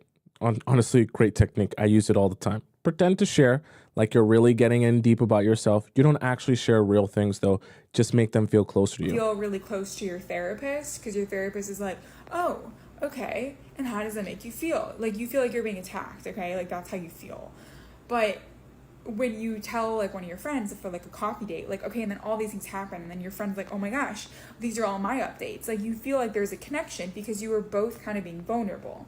Avoidance, on the other hand, they're really good at like lying or like practicing the idea of being vulnerable, but not actually sharing anything vulnerable. Okay, so like you'll share something vulnerable, and then they will be like, oh, okay, well, this was something that was really scary for me in my childhood, which wasn't even scary. They're just sharing it because it's a story that they are comfortable sharing. It's not actually deep. So anyway, they enjoy the challenge of figuring out who you are. It takes practice to be able to do this well. When you become a master at it, it's great because then you can make people feel close to you without actually you feeling really close to them. Then you can observe their actions from a place where they feel more vulnerable. I know it sounds like manipulation. It is. And how to operate you. Now that you have stopped communicating with them, you are going off script. So they'll start to notice, like I said, and they'll wonder, okay, why is she operating different? Why is he operating different? How can I understand how to operate this person again? Is it a new challenge I get to unravel? It's so weird, but I'm telling you, this is how it happens. They're not literally thinking that like, ooh, a challenge. Like, they're just like wondering, oh, I haven't heard from that person in a while. They're not thinking, I want to get back together with this person. I haven't seen them in a while. Like, that's not what they're thinking. Okay, then they'll do research and realize, like, if you drop off of social media, that's going to make them be like, what the fuck? Because also, they feed off of your energy. It boosts their ego. So if you're a people pleaser, this is how I always did it to that guy. I would always make him feel amazing. Like, he'd be like, oh yeah, I just like exited this business. And I'm like, that is so cool. Like, I hope I can be like you someday, or something stupid like that. And I was being genuine. Like, I literally was. But every time he reached out to me, I was consistent. I always gave him a ton of compliments, which only boosted his ego. And so the fact that your avoidant ex has not received like a hit of dopamine, if you will, of, okay, why haven't they given me any compliments? Why haven't they boosted my ego? Where are they? Why aren't they communicating? That's when they're going to start to wonder where you went. So at this point, if you are... You gotta let men come to you. This, to me, that's the biggest takeaway. You gotta let men, whether it be an ex, whether it be a partner currently, whether it be the guy that you're thinking about, or you want to, get him to want you. You gotta let men come to you. Now, there is a strategy to positioning yourself in the spotlight so that he sees you in the perfect light, so to speak.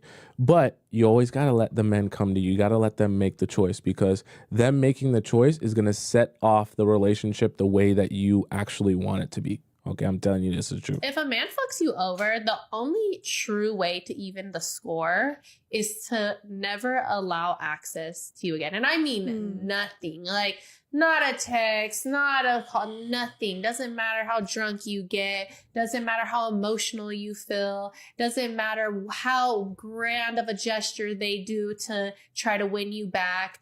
Nothing. Like, it's just, you're literally dead to me. I don't know who the fuck you are. I don't remember your name.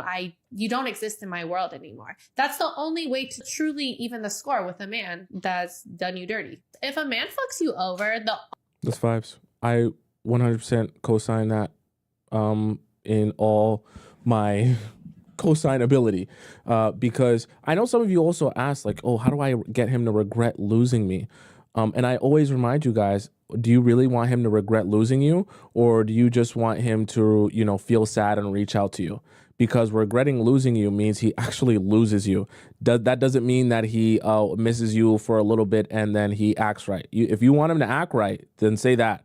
If you want him to change his ways, then say that. Don't say that you want him to regret losing you, but then I tell you that, okay, so what happens if he messages you and you say, I'll answer, I'll come over, I'll go to his place? That's not regretting losing you, okay? That's not that, all right? Guys put girls into one of 5 categories. This excludes family and friends for obvious reasons. Number 5 is his desperate girl. She's the lowest girl on the totem pole. Now, either she's desperate, so easy, or he's desperate, so Okay, so far I'm on board. easy. Either way, she's the girl who's down for anything and she really doesn't want to cuddle after they're done. This is the quintessential one-night stand.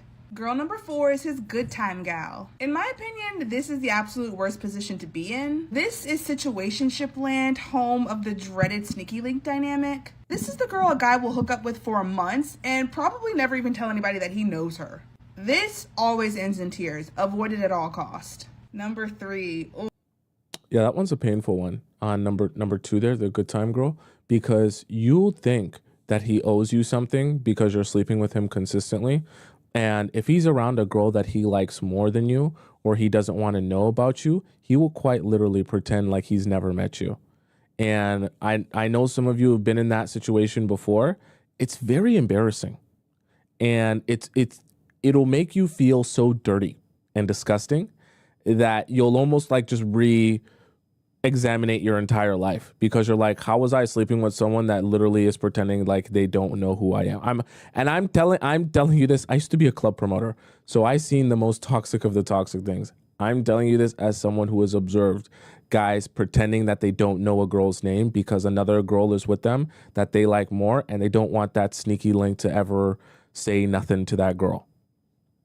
Just telling you the truth. Oof, his good enough girl. Good enough to be his girlfriend. Good enough for him to claim in public. Good enough for him to pretend that he wants a future with. Good enough to hold the romantic place in his life while he looks for the girl that he actually wants. Which brings us to number 2, his... Usually the good enough girl, I apologize, chat. Usually the good enough girl ends up being someone who is, if you ever are with a guy, oh my God. Sorry. If you ever are with a guy, and in the process of you being with this guy, he ends up always approaching the relationship from a standpoint of you feel like you need to motivate him to do the right thing or to treat you the right way. But every time he says, yeah, and he just goes back to doing what he was doing, especially if it consists of chasing around other girls, entertaining other girls, and that consistently becomes like a back and forth in your relationship, him entertaining or not entertaining other girls, then you're the good enough girl. Dream girl. This is his holy grail girl. Everything with this couple is aligned. He's so excited about her, excited about their future. She's everything he ever wanted. He's proud to be with her. He feels like a better man with her. He wants to be a better man for her. He feels like a winner with her on his arm. This is who you should aim to be to your man, his dream girl. Now, you may be thinking, why isn't dream girl number 1? What's higher than that? The most dangerous level of all. Number 1, the out of his league girl. Think of his dream girl as like the hottest girl that he's physically and financially able to pull. Well, his out of his league girl is just the hottest girl, period. This is like the Megan Foxes and Rihannas of the world. Impossibly hot, incredibly talented, independently wealthy. They literally only talk to guys because they want to. These are the women that men love to hate. The Instagram girls they obsess and jack over and then call her.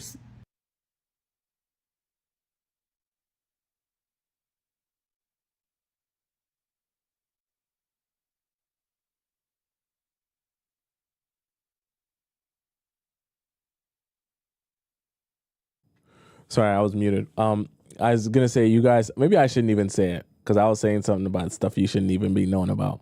You guys remember when we were talking about the spank tank or the spank bank? That guys will save a lot of pictures that you don't even realize they're saving. So when you post up your outfit and you post up yourself looking good in a pair of jeans or looking good in a dress or whatever, trust me, they screenshot that. If you've ever gone through a man's phone and you see screenshots of random girls in random fits, there's a reason for that. And it's not an accident that they're there. Okay, they're just letting you know. Even though they could literally never touch those girls. If they ever actually get a chance to date this girl, oh boy. First it's heaven, then it's hell. That's a very dangerous position to be in. A man will either try to extremely control this woman or completely destroy her. He'll become obsessed with making her inaccessible to other men, even men in her family or friends. He'll do everything he can to bring her down, and he'll especially love humbling her through humiliation. Such an ugly situation. Let this be a reminder, never be a man's first baddie. Guys put That's funny. Tell me in the chat, were any of you a man's first baddie before? I'm curious, okay? Because it definitely is a thing. If guys don't know how to handle a baddie, then they won't understand how to like. They'll be so hurt or butthurt or jealous of the fact that you are a baddie and that everyone wants you, and their confidence will be so low that they won't know how to react or respond to it. Okay. And because they don't know how to react or respond to it, they in turn bring you down or try to step on you and make you feel small so that you don't end up outshining them. Sounds weird, but it definitely does happen. And it usually happens when you're a guy's first baddie. We don't want you to be a guy's first baddie, all right?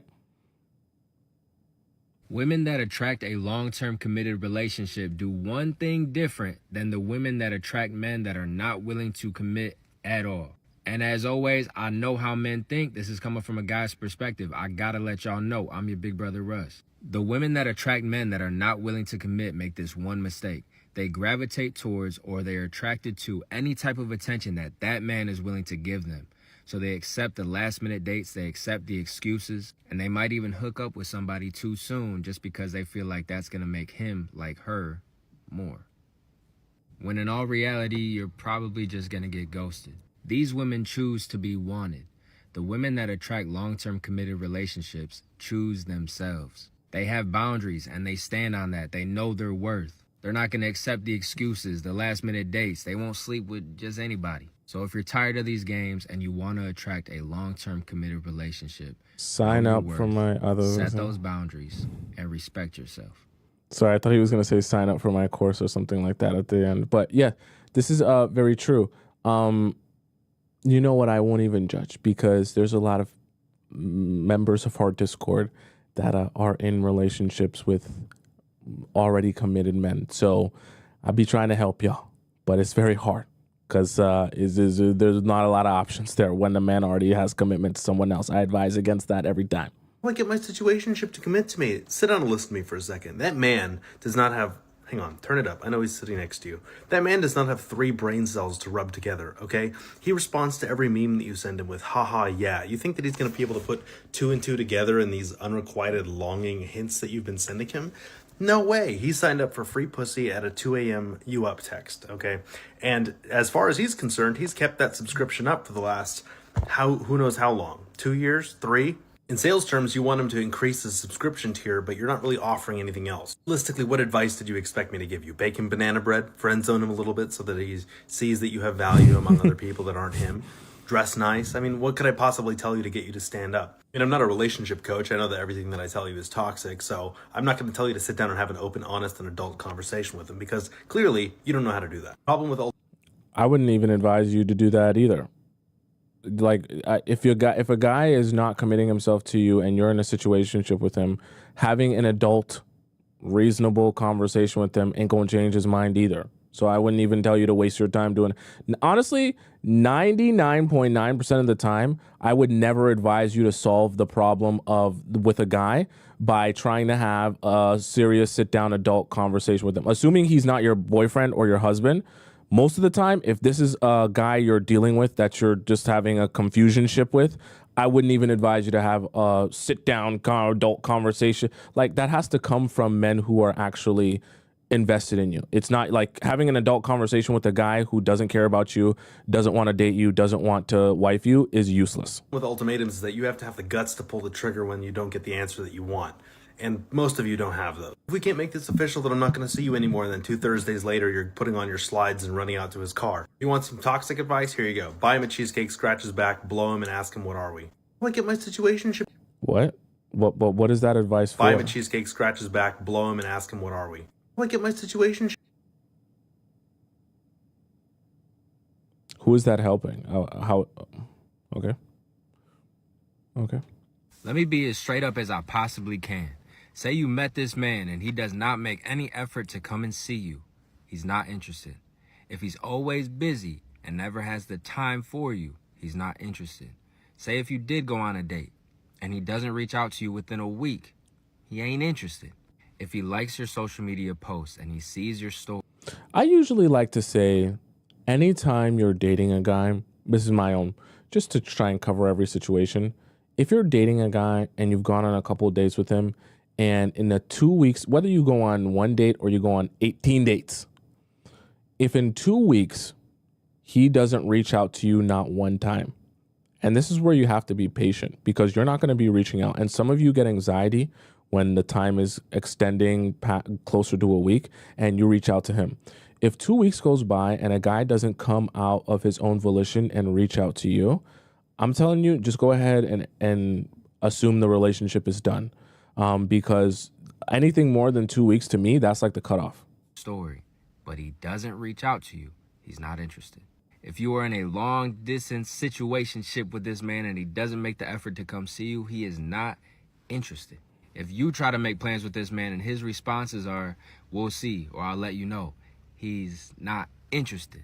Say if this man did take you on a date, a beautiful candlelit dinner, romantic, the whole nine, and then a week goes by and he finally reaches out like, yeah, my bad, I got busy, things came up. He's not interested. There's two things a man will do when he's interested. That's ask you out and commit to you fully. If he doesn't do either of those two things, stop trying to read between the lines. He's simply not interested. Stop dealing with these men that are playing games with y'all. I like what he said too about the long distance relationship, because I always tell you guys, one of the number one things that a guy who is long distance with you will be trying to do expeditiously and all the time is trying to see you in real life. Okay. No, I don't know where we got this idea from. No guy who really actually wants you and likes you will be okay just casually chit-chatting with you over the phone for months and months and months on end. That's just not how guys work. That's not how they're built. That's not how their brains work. That's not how they love women. To be able to just be like, yeah, I talk to you on the phone every day and it's cool, it's vibes. I text you and it's cool, it's vibe. Most guys that actually like you are frustrated texting you and calling you, because when they do, all they can think about is being with you in real life. So if you're ever with a guy that doesn't seem excited and ecstatic to try and make seeing you in real life happen, and you're long distance with this guy, trust me, you just stop wasting your time. Why men in relationships keep female friends around? Oh, I think what happened here, someone sent me this in our Discord that they wanted me to react to a video of me talking about this. The reality is, if he's fighting you to keep that friendship, and I mean fighting you, like he doesn't want to let that go for no type of reason, it's because he would rather be with her. Now, does that mean that she wants to be with him? No. Does that mean even sometimes that she even realizes that he likes her? Even sometimes, no. But what it does mean is that there is something about that woman that he finds either more interesting, intriguing, exciting, or attractive than he does his own romantic partner. Because no matter how long the friendship has lasted for, no matter how amazing the friendship and deep the bond, there is nothing he gets from his companionship with a woman that he couldn't get from a companionship with another man. At some point, whether directly or indirectly, in that friendship, he's realized that he doesn't have a chance. At least, not right now. But you know what? There's nothing more patient than a man waiting for his opportunity with a woman. Why men in relationships? I agree with this 100%. This guy is pretty intelligent, probably going somewhere very special. In all seriousness, I still wholeheartedly, this was like a year ago, I still wholeheartedly believe in this idea. Anytime a guy is fighting you on keeping a woman friend, keeping a girlfriend around for the vibes, my best friend, there's a reason. And usually the reason is he wants her. He might not be able to have her, but he wants her. So you got to just accept that as a reality and not waste your time trying to build a relationship with a guy who's already actively in love with his girl best friend. It's just always a waste of time. So I think probably someone wanted me to break this down, I guess more, which is why they sent this to me. But here's the simple, long and short for this. Guys don't do things for no reason. They do things with a purpose. If he's going to have a woman best friend, there's a purpose to that. Because like I explained at the end, if he really just wanted companionship, he would go and find a guy who understands him better, who is a guy, right? So he can relate to more, to be in that companionship with. So if it's not about companionship, because you can get that from a guy who will understand you even better than a woman will, then what is it really about? Then you have to be real with yourself and realize that men don't go around looking to make friendships with women that they're not first attracted to. I'm not saying that a lot of these women, all these women might have amazing personalities, be super funny and interesting and charismatic. But before any guy is interested in knowing how funny, interesting, and charismatic a woman is to be friends with her, he first has to be attracted to her in order to even care enough about what her personality could be like in order to approach her for a friendship. So if you think about it that way and you understand how that funnel works, then you realize guys aren't making friends with women for no reason. Have you ever noticed that the most beautiful, amazing, good-looking girls with the biggest dump trucks and the most voluptuous bodies that just look so amazing, they seem to have every guy willing to be their best friend or their friend. They seem to have lots of friends, okay? Especially a lot of guy friends that will be dying to be their guy friend. But the girls who are very unattractive don't seem to have men always desperately wanting to be their guy friend or their best friend. You ever notice that coincidence? Quite a coincidence.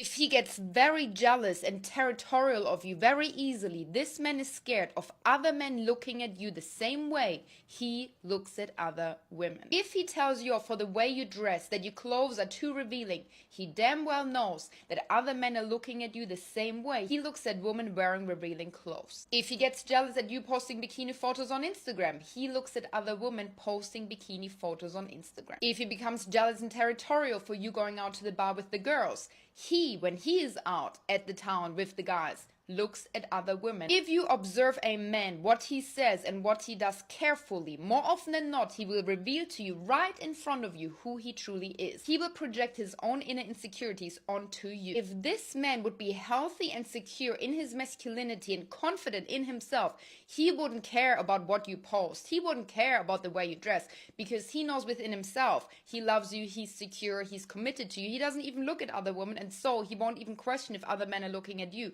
because he trusts what you have. If he gets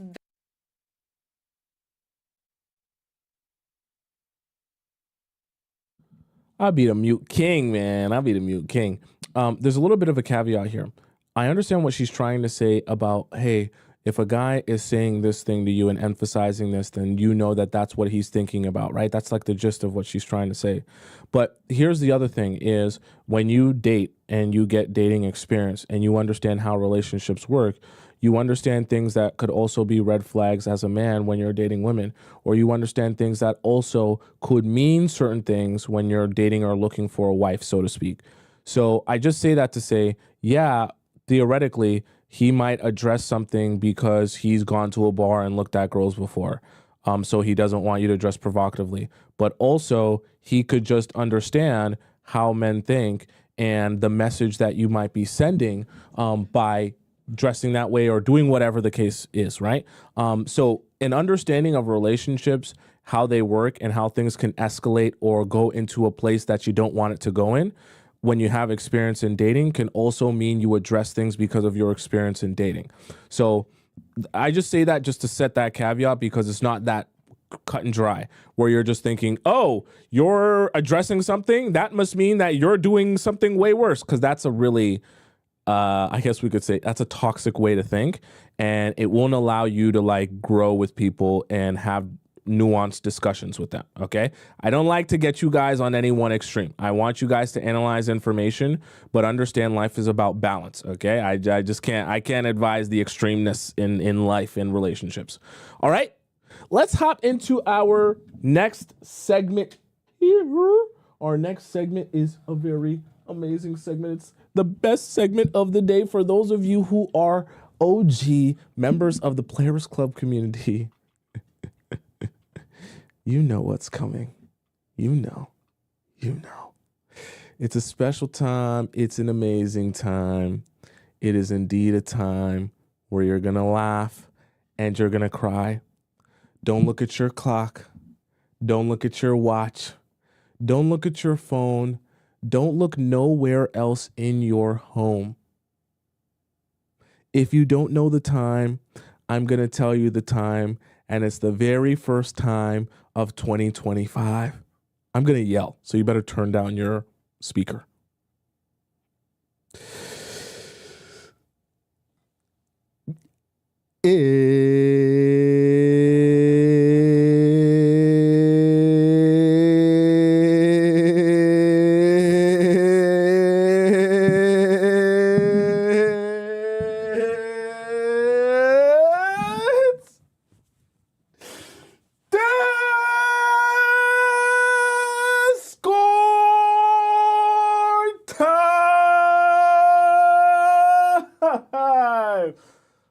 The first one of 2025, chat. Okay. Let's hop into our Discord segment of the show. I know some of you are very confused because you don't understand what's going on here. It's okay. I'm going to explain this to you and how this works. All right.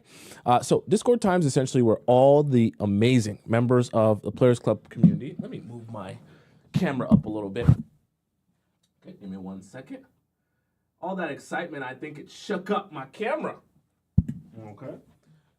All the amazing members of our Players Club community get an opportunity here to ask me a question about their situationship or their relationship, and I answer it live on the show.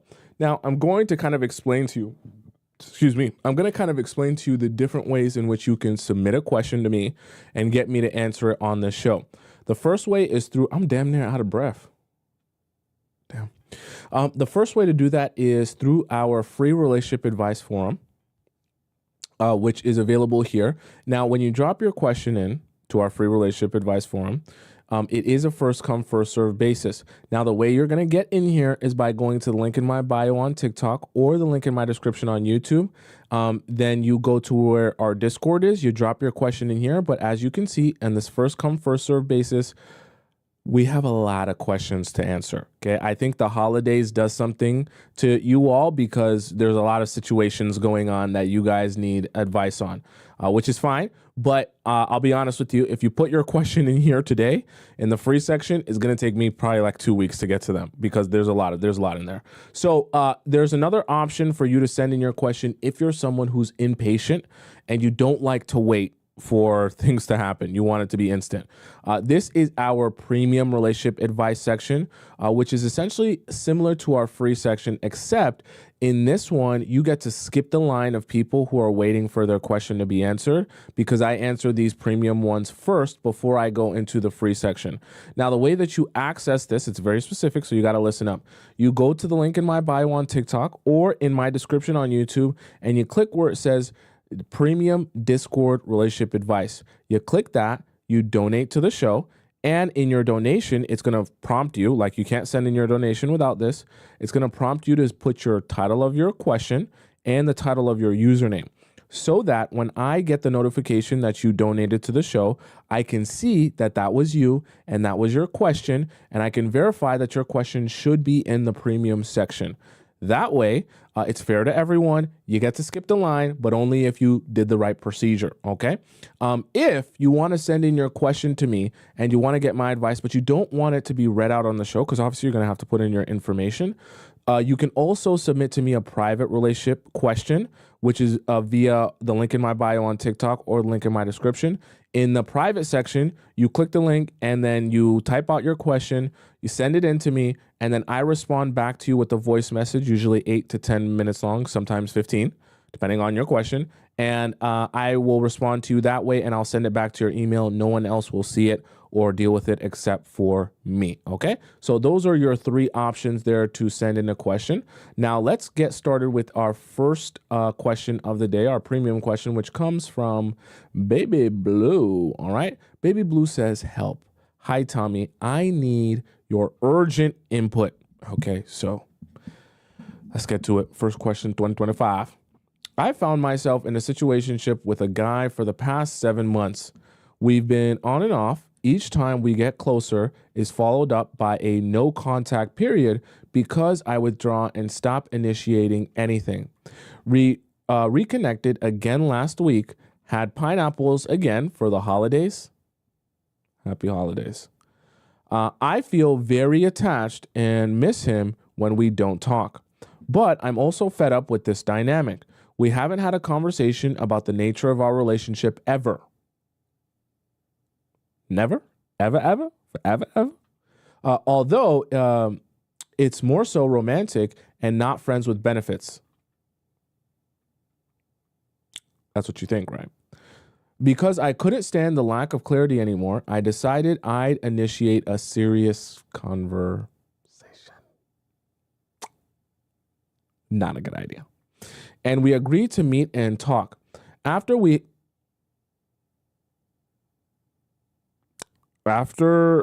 had pineapples, followed by 4 days of silence between us. Oh, so you're saying that you guys met up to talk after, you're saying that this is after that happened, okay? No calls, no text. So we met as planned, and I asked him what his intentions towards me are.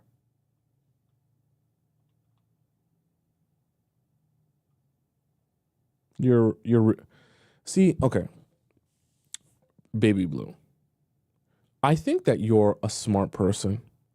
And I really and truly think that if you were in a desperate situation and someone forced you to give a truthful answer on what you think is happening here, you would be able to give the truthful answer. I think the only thing between you and the truth is delusion or desire to be deluded, meaning a desire to just feel like something is happening, even though you know that that's not what is happening.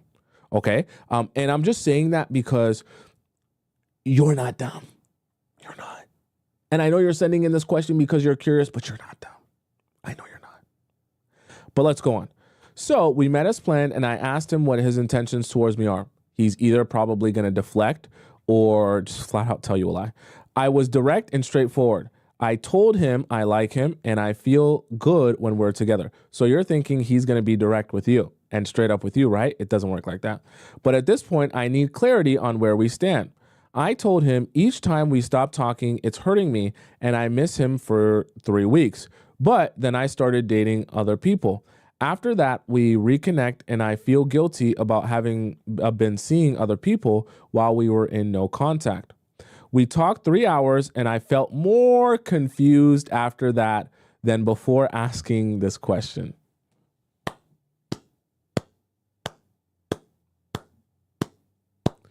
You know, he played his role so well that I almost want to applaud it. Because I haven't read this message yet, but like I tell you all the time, I help so many hundreds of you. That's why it seems like when I read these messages out that I have read it beforehand, and I haven't, because I know how this goes. Okay, I know how it ends up. It's always the same thing. This is why the Discord is amazing, because it'll help you see patterns of what doesn't work for a lot of people, and how a lot of them going about it a particular way will get the exact same responses from men.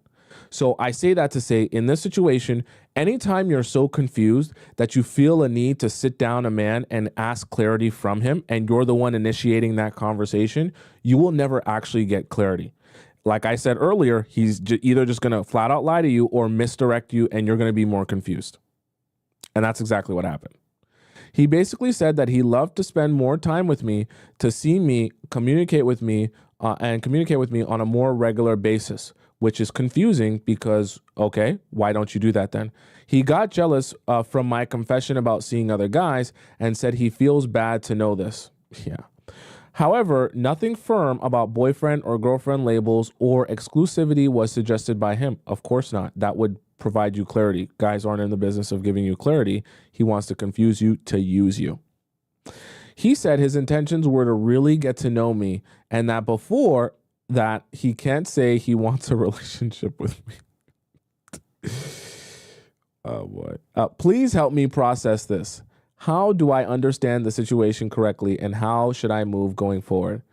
P.S. When he started calling me more and scheduling more dates he started calling me more, making sure the communication between us doesn't just cease like it usually happens. I felt like some beggar, which was nauseating. Do you think I lost my self-respect in his eyes? And in reality, isn't setting clear boundaries and voicing my need for clarity a high value thing?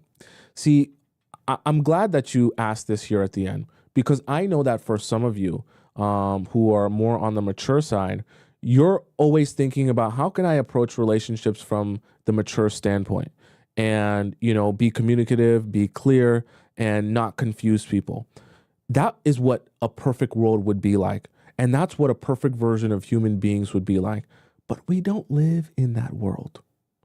We live in a world where people will say things to you and do something else, where people will force you to read between the lines and not actually tell you what they're really thinking and feeling.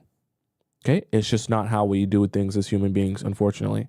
So I say that to say this is an example of exactly why I say that.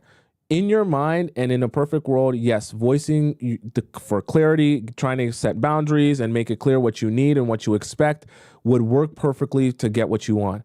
But men are not in the business of providing you clarity if they're just trying to mess around with you.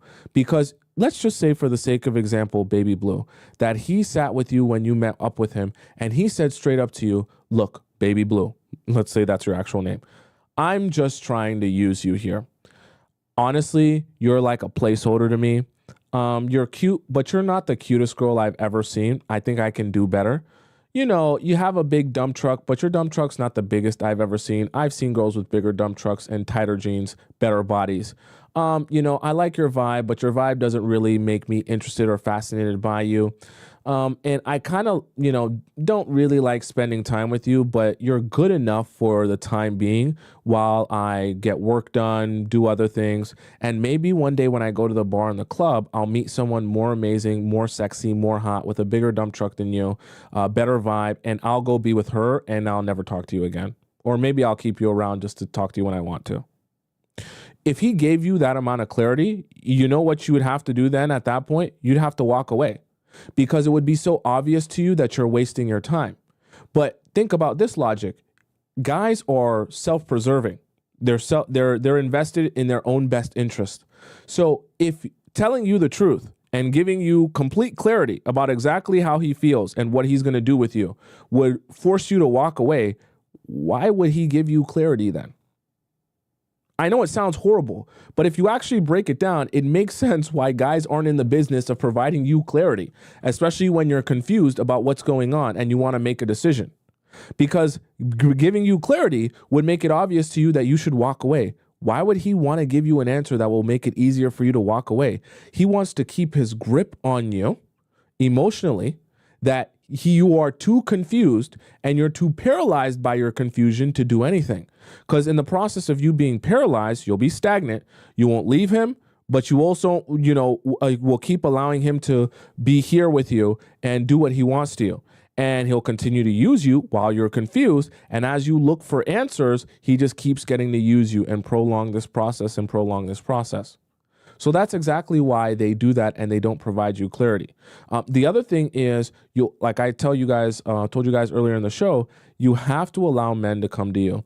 You have to allow them and their desire to want to build with you, grow a relationship with you, to connect with you or reconnect with you. You have to allow that to have them take action towards speaking to you or reaching out to you. I already know a situation is going bad when any of you tell me in the chat or in your message that you took the initiative to do A, B, and C. If this guy is not your boyfriend and you're telling me you took initiative to reach out and say this or send this message or check in or whatever, I already know it's going downhill. Because anytime you're doing that, you're filling the void that he should be filling because of his desire to speak to and be with you. And anytime that is the opposite or any of that is thrown out of whack, the balance of power is thrown out of whack. And also, you're the one pursuing now. And anytime you're the one pursuing, that either means he has a lack of interest, no interest, or he just doesn't care enough about you to take action on actually building with you. Either way, either one of those scenarios, it's a waste of your time to do any of that. And you're better off just allowing yourself to stay put and do what's necessary for you while you allow men to choose you if they want to choose you. And if they don't choose you, then you can't be bothered by that, and you got to allow them to go about their business. Because you'll waste your time every time reaching out to a guy thinking that you're going to get some answers by doing that. I just don't know how else to say that in a way that will make more sense. So what are his intentions? His intentions are to confuse you, to continue to be able to use you. And I really mean that. The more confused you are, the more paralyzed you'll be, the easier it will be to take advantage of you. If he actually gave you clarity, you'd just walk away, and then he wouldn't get what he wants, which is to take advantage of you and use you. This is true. Let's go on to our next question here. Wow, we got to really scroll now. The scroll days are back. This is a lot. That's probably like over 50. All right. Question about boundaries. Dream Manifestor says, hi, Tomisin and ladies, open to all responses. Is this setting a boundary or am I being needy? When I'm communicating with someone via text, oh boy, we're already in a bad place. It's a huge turnoff for me when men take a day to reply to a conversation. I understand people get busy and I don't expect immediate responses. Even a few hours to reply is okay. Here's an example. We were discussing arrangements for a date and we are about to go, I think he meant say to go on one. And I was asking if a reservation was made / needed to be made. This restaurant is a popular location for the time we want to go, so it's hard to get a reservation if not booked early. I had text this around 5 p.m. and he didn't respond until late morning the next day. So I'm assuming the reservation obviously wasn't for that day or that night. It was for the next day or later in the week. This is the second time he waited until the following day to reply. The last time this happened, I had texted even earlier in the day and he didn't reply until the next day. I know this sounds like something so minuscule to get upset about, but I've had patterns like this with men in the past, which just led to bad behavior of more frequently not responding until the next day. We've only been on 3 dates, but how can I set a boundary early on so this doesn't become consistent behavior? Can I simply say that waiting a day for a response in communication is a turnoff for me? Or is this needy behavior and I should just not do anything? Okay, here's my honest advice to any of you who are in this scenario where you don't like how often a guy replies to you and you're thinking, should I call him out? My advice to you, Dream Manifestor, is no, don't say anything. And it's not because I don't want your problem to be solved. It's not because I don't want to see you happy or be in a relationship that makes you feel no anxiety. It's because I know deep down in my heart and in my experience of helping so many of you, I know that you won't get anywhere asking a guy to respond to you quicker or faster. Even if you say that one time, and especially when you're just starting to date him, and he does it for a couple of days, he will revert back to his default setting of responding to you at the pace that he feels like responding to you. Like, what I want you to understand truthfully and honestly is, like, the reality of it is he sees your message. So whether it be because he just doesn't feel like responding at the time, that's just not his vibe, he's not a big texter, or maybe he just doesn't have the level of interest where he's like, whatever, I'll just leave it till another day. There is an active choice being made there. So what I want you to understand is, because it's a choice being made, it's better for you to observe what choice he's making rather than trying to change the decision he's going to make. Because what you're telling me is that in the past of your relationships, you've considered this bad behavior and it's not something that you want to continue to see. But what you're not acknowledging is that that means you should date someone who doesn't have that behavior. Not date people who have that behavior and then be thinking, how can I reverse that or change that behavior? You're doing the order of operations backwards.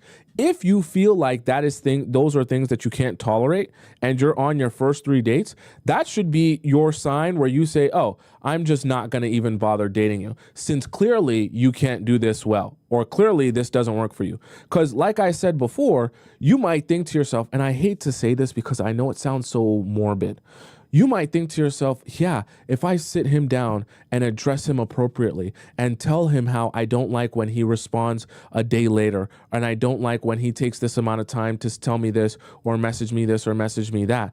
It sounds like that would be the perfect way to approach it, but I can assure you, all that will happen is he'll say, okay, and he'll keep doing exactly what he's been doing. At which point you'll feel frustrated and you'll feel like, damn, I need to make this work and I need to get this through his head again.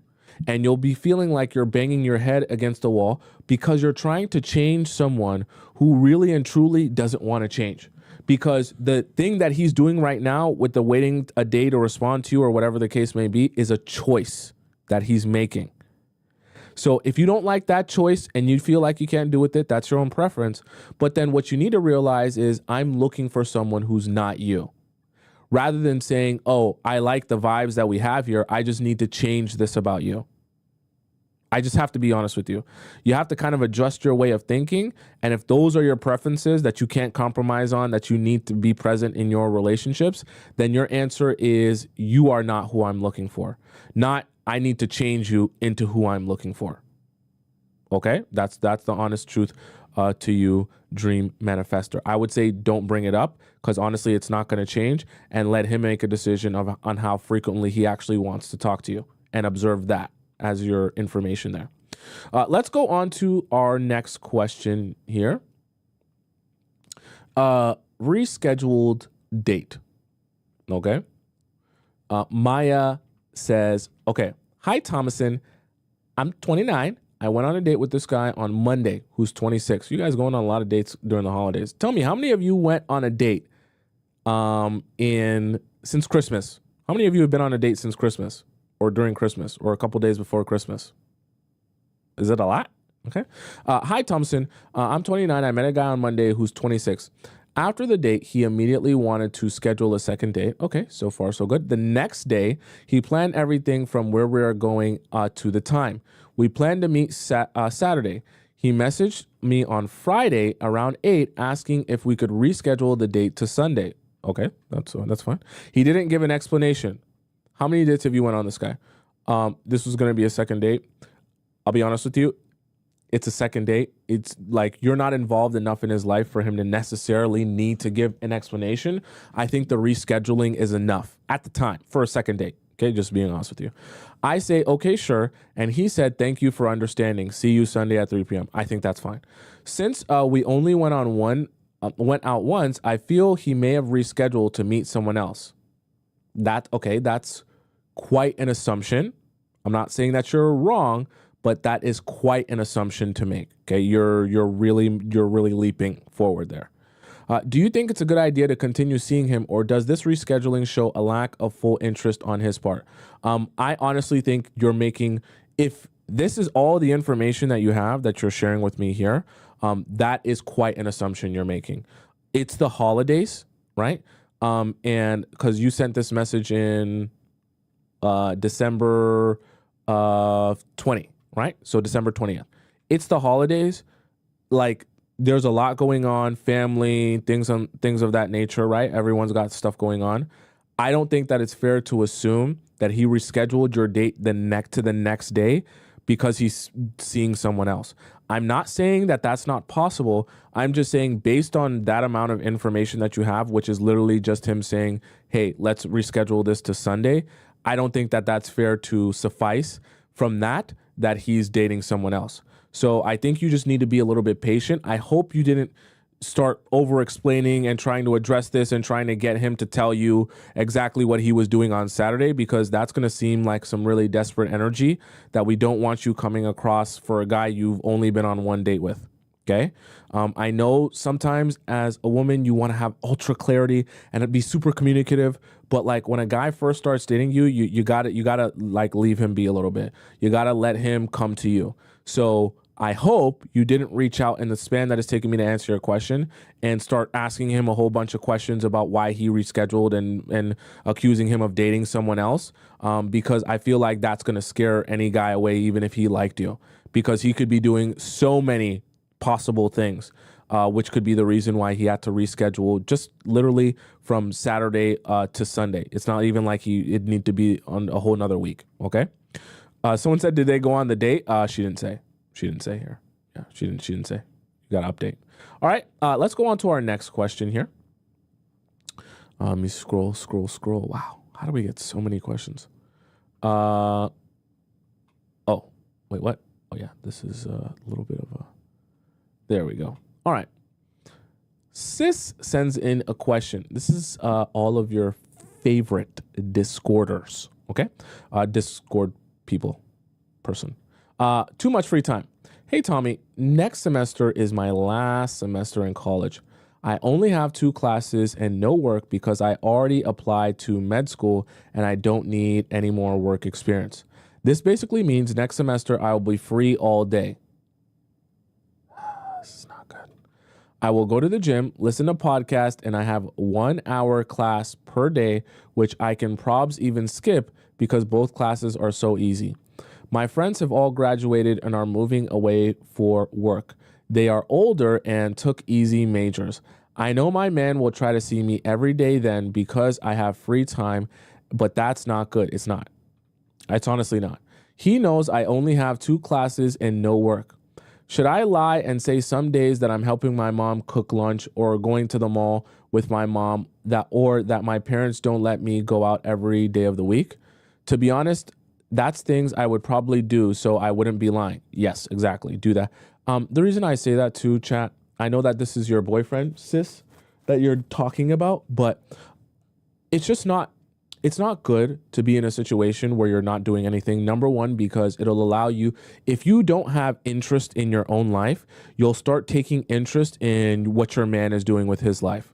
So for that time being where you have nothing to do, it'll be way easier to spiral out of control watching everything that he's doing. And you sent in messages before about watching his Instagram. You've even sent a message about downloading a Google Chrome extension to see his follower count and who he's following and track that. So that already strikes me as a very easy place to spiral down a rabbit hole when you have a lot of free time. Okay? So I don't like that. I need you for this upcoming semester to find something that you can take up, a class, a dance class, something you can go to that requires your attention on a weekly and regular basis that you can be doing. Because I'm scared that in this free time that you're gonna have, you're gonna be watching his life like a hawk, going crazy, and you're gonna really lose a lot of the attraction that he has to you by being so much on his body. It just doesn't work like that. Okay. I just think cooking and shopping and the gym still wouldn't take up the whole day. So it will be hard finding an excuse why I can't see him every day. I also can't shop every day either. He has my location and I don't know what to lie to make up. I will have so much free time because even if I do go to the gym for 2 hours a day, shop for 2 hours, cook for 2 hours, listen to podcasts, manifest for 2 hours, I still have the rest of the day free. And he is overprotective. Always wants to come with me to the gym so that guys see I'm not single. Another example is today, my friends had a graduation party. So your friends are doing things. Okay, they are doing things. And he did not want me to go without him because he knows I'm pretty and a lot of men will approach. Okay, first of all, that's not really healthy. All right. I get it. He's protective, but that's not a healthy way to go about a relationship because you are allowed to have a life outside of him. And you definitely shouldn't allow yourself to have less of a life because he doesn't want guys to see you're pretty. I'm not in the business of ever telling you all that it's healthy for you or a guy to be hoarding you. We don't hoard human beings, okay? When you're with someone, you don't own them. They're not your property. I get it. Guys are overprotective, and I get it for you. You want to make sure that he's not doing anything shady, but you can't hoard people. So I say that to say, if you're going out to a friend's graduation party, okay, yeah, there will be guys there. There are guys everywhere. that can't be the thing that doesn't allow you to go out and enjoy life because there'll be guys there. That's like how I describe, that's hoarding you. Because you can't live like that where you have nothing except for him. That's not going to work. Can you give me good excuses of why I can't see him every day? And can you give me tips on how to resist seeing him every day, especially when I have so much free time and I live in a place that's extremely cold with not a lot to do other than the gym, him taking me on trips, skiing, ice skating, and fancy restaurants. Thank you for your help. By next semester, we will have been dating 6 months, 3 months boyfriend and girlfriend. So I think you said I'm allowed 12 hours per week hanging out plus 1 sleepover, correct? Yes. You obviously, since you've been dating him for a while now, you have more leeway in terms of how much you can see him. But I still would never advise you to be seeing even a boyfriend every single day, because you're not going to be living with a boyfriend, right? So by the time you factor in his job, his life, your life, family, friends, there should be no reason why even a boyfriend, you're seeing them every single day. And I think that that's unhealthy for a boyfriend and girlfriend perspective, simply because what are you supposed to progress to? Are you following me? Like, eventually you're going to get married, right? So marriage should feel like a progression towards something new. Oh, we go from dating where I see you maybe 3 or even 4 times a week to now I get to see you every day because we're living together and we're married, right? That's good. Like, you want the relationship to take leaps and progression over time to eventually get to an ultimate place. What you don't want, though, is to turn your girlfriend and boyfriend into everything that a marriage would be. Because then, as you guys progress in your relationship, it won't actually feel like there's anything different going on. What I mean by that is, if you start seeing your boyfriend and hanging out with him every single day, what do you think is going to be different when you become his fiance? Really nothing. You'll still be seeing him every single day. And if you've been sleeping over all those days, it'll be the same. What's going to be the difference between being a fiance and being married? Really nothing. And so very quickly, it starts to, one, you kind of lose your ability to make men feel like they want to progress the relationship forward because they don't feel they're getting any more out of it, right? Also, number 2, you start to lose the process of building up to something, right? And some sort of end goal. But instead, you're kind of doing all of those things at once. But then after a while, you're kind of like, this is kind of boring now. There's nothing left to look forward to. You got to leave stuff left to look forward to, even in your relationship with your boyfriend or your girlfriend. So as it relates to this, I will never advise you to see him every day of the week. I don't care how free you are, okay? So you're going to do all of the things that you mentioned here. You're going to cook, you're going to manifest, you're going to listen to podcasts, you're going to shop, right? Obviously, you're not going to shop every day, but you're going to go ahead and you're going to apply all of those things. Now, here's where you have to actually, this is a real conversation I'm going to have with you. You're going to have to find out for you in this time that you have some free time, and this will be a good time for you. You're going to have to start getting curious about what interests you outside of, obviously, you're going to med school. I'm not sure whether you're super passionate about, like, let's say you really just love being a doctor and that's all you care about or think about. But outside of just your work, you're going to have to figure out, what do you care about? Like, what is important to you and what are you passionate about? And I know that sounds like such a vague, unrelated question to your dating life, but this is the thing. See, if work is your only thing keeping you busy, and then the moment you don't have work or school, you're like, I don't know what to do with my life. This is a very important issue or part of your life to address. Because if you don't know what interests you outside of just your work, anytime work is non-existent or not happening, I know you're in med school, so it's not going to be necessarily like that all the time.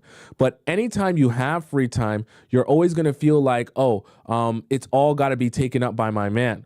So your man is going to hold so much weight in terms of your happiness. If you don't have anything giving you happiness, like, and I'm not talking about shopping or, you know what I mean, going out to fancy restaurants. I'm talking about if you don't have any other sources of happiness outside of your man and outside of maybe work, like something that you're really passionate about, just that interests you, like something that lights a fire under you. You got to find out what that is. And we all have something like that. But you'll only find out what that is if you have some interest in actually digging deeper into yourself. And that is probably could be a painful process for you, depending on how deep you like to go with yourself. But it's a very important process to go in for yourself and understand, what do I care about? What matters to me? What makes me feel something? What makes me feel alive outside of the guy? Okay, the guy's great, but outside of him, and even outside of your work, if your work is not necessarily something you sit around and dream about, you want to have something that makes you feel alive, that you would do for free if you could. Because that's the thing that you want to spend some time learning about, trying out, going out and doing. And maybe you don't know what that is. So then instead use this time to try different things. Okay. Whether it be you want to try hot yoga, you want to go to, I don't know, a massage place. You want to just explore different things around town. I know you said that it's cold, but just because it's cold, that doesn't mean that there are not things for you to do. Even if you live in a city that's not a huge city, I'm sure you live probably not too far from a larger city. So you can go and explore that larger city. Very simple. Go on TikTok and type in things to do in whatever the closest large city is to you. And there are actually creators that will show you a whole bunch of interesting things that you can go do that are around you. All right. And all you need is one friend. I know you said your friends are doing this and doing that. All you need is one, or a sibling, right? All you need is one person, and you can bring them out to do activities with you. And even at the worst case scenario, you go by yourself. All right. And I'm saying that because if you don't know what interests you outside of your work and your man, then you got to find that and explore that, because your life can't just be, oh, I'm just going to sit around and, be bored all day. Because what's going to happen is when you're sitting around and you're bored all day, all of your fixation will go onto your man and watching him like a hawk and watching everything he's doing, watching everyone he's following, watching every place that he goes. And you're going to become a very unattractive. I'm trying to help you not avoid this, because let's say even hypothetically you spent every day with him, or you spent as much time as you could with him because you're just like, F it, I want to see him, I'm free. What will happen is you'll become so fixated on him and everything that he's doing, you'll come across as such an unattractive version of yourself because of how fixated on him you are. You'll be watching everywhere he goes. You'll be on him about everyone he talks to. And you'll come across with this desperate and needy energy that, oh my God, what are you doing? I have no life, so my life is going to turn into what your life is. And the problem with that is, even when a guy is your boyfriend, that type of energy will actually repulse him, unfortunately, because he'll start to be like, ew, what's your problem? Why are you all over my body? Like, get off, like, chill. And then he'll start to take a position emotionally of, please, like, give me some space, because you're way too much all up on me. You're way too much in my face about everything I'm doing, right? And I don't like that. I know it sounds weird because you're thinking, but this is the same guy who asked me to not go to graduation because he doesn't want me around guys. I would think he will probably like that when I'm like that with, trust me. Guys will tell you they want a girl who's super clingy, super on their body, da da da da da da da da. When they get that, they start to say, please, girl, chill. And then they go ahead and they chase the girls who are not clingy. So the choice is yours. If you want to be the girl who's clingy, just know your man will be pushing you away. He's not going to be inviting you in more. But if you realize that that doesn't actually serve you to be like that, you don't even want to put yourself in a position to do that, which is why this whole free time of yours, you want to be using to explore. So you're just going to try things. I don't care what it is. If it's a pottery making class, I don't care if it's a carpet making class. And here's the thing as well. If you live in a big city, there are always things to do. Always. You might think to yourself, oh, I've explored everything. I know everything there is to do in that city. You don't. You don't. And when you go on TikTok and you type in things to do in the city, you'll see some things that you never knew existed in your big city. And when you realize that, you go out and try those things, you'll realize how much fun life has to offer you outside of just the mundane going shopping, hanging out with your man, going to the gym. There's more to life than that. I promise you. I can assure you of that. I promise you. Okay. All right, chat. That is the show for today. For those of you who have a question for me, feel free to ask your question whether it be in our free section, our private relationship advice section, or the premium relationship advice section in the Discord. They're all available through the link in my bio on TikTok or the link in my description on YouTube. Thank you so much as well to Suzuki. Sazik Snow, who I always get the name wrong, who donates $7 in the YouTube chat. She says, love the content, honey. Thank you. I love you also. All right. For those of you who are wanting to follow me on Instagram, if you're on TikTok, my Instagram is just on the top left corner of the screen. It's Tomisin_Atob, TOOMISIN_ATOB. Okay. And for those of you who are on YouTube watching me, you can go into my description and you can find my Instagram at the bottom of the description there. All right. Oh, I want to remind you guys, if you're watching me in the USA, it's really happening. TikTok's going to be banned in the USA on January 19th. That's the date that it's coming down, unless something in the Supreme Court changes. So for those of you who are watching me on TikTok regularly, especially, please make sure you're subscribed to my YouTube channel and that you're in our Discord, because when TikTok gets banned, which there's no signs that it's not happening, like this thing is already stamped and going through so far, there's nothing that's reversing it so far, you guys are not going to be able to access me, you know, if you don't have me on YouTube, because that's where my main platform is. So please, those of you who love watching me and you're consuming the show a lot on TikTok, please make sure that you're subscribed to me on YouTube, so that when the transition period goes and if TikTok gets banned for you all in the USA, you're able to still stay in touch with the show and everything that we discuss. And you should be in our Discord, because our Discord is where I tell you guys everything that I'm doing, when I'm going to be having shows, and it makes it easier to follow and get all your notifications when I'm live and to interact with me and when all the shows and things are, and even if there's some cancellation, right? So please make sure to do that if you're on TikTok. For those of you on YouTube, you're fine. Okay, we're fine. We're all good. YouTube's never going down.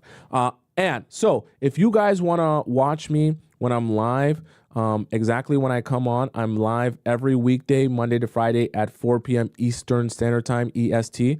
I know obviously this week was, you know, happy holidays. We had the new year and everything, so I didn't get to go live 2 days of the week. But I'll be live tomorrow at 4 p.m. Eastern Standard Time, and we'll be back to our regular scheduled programming next week, 5 days of the week, okay?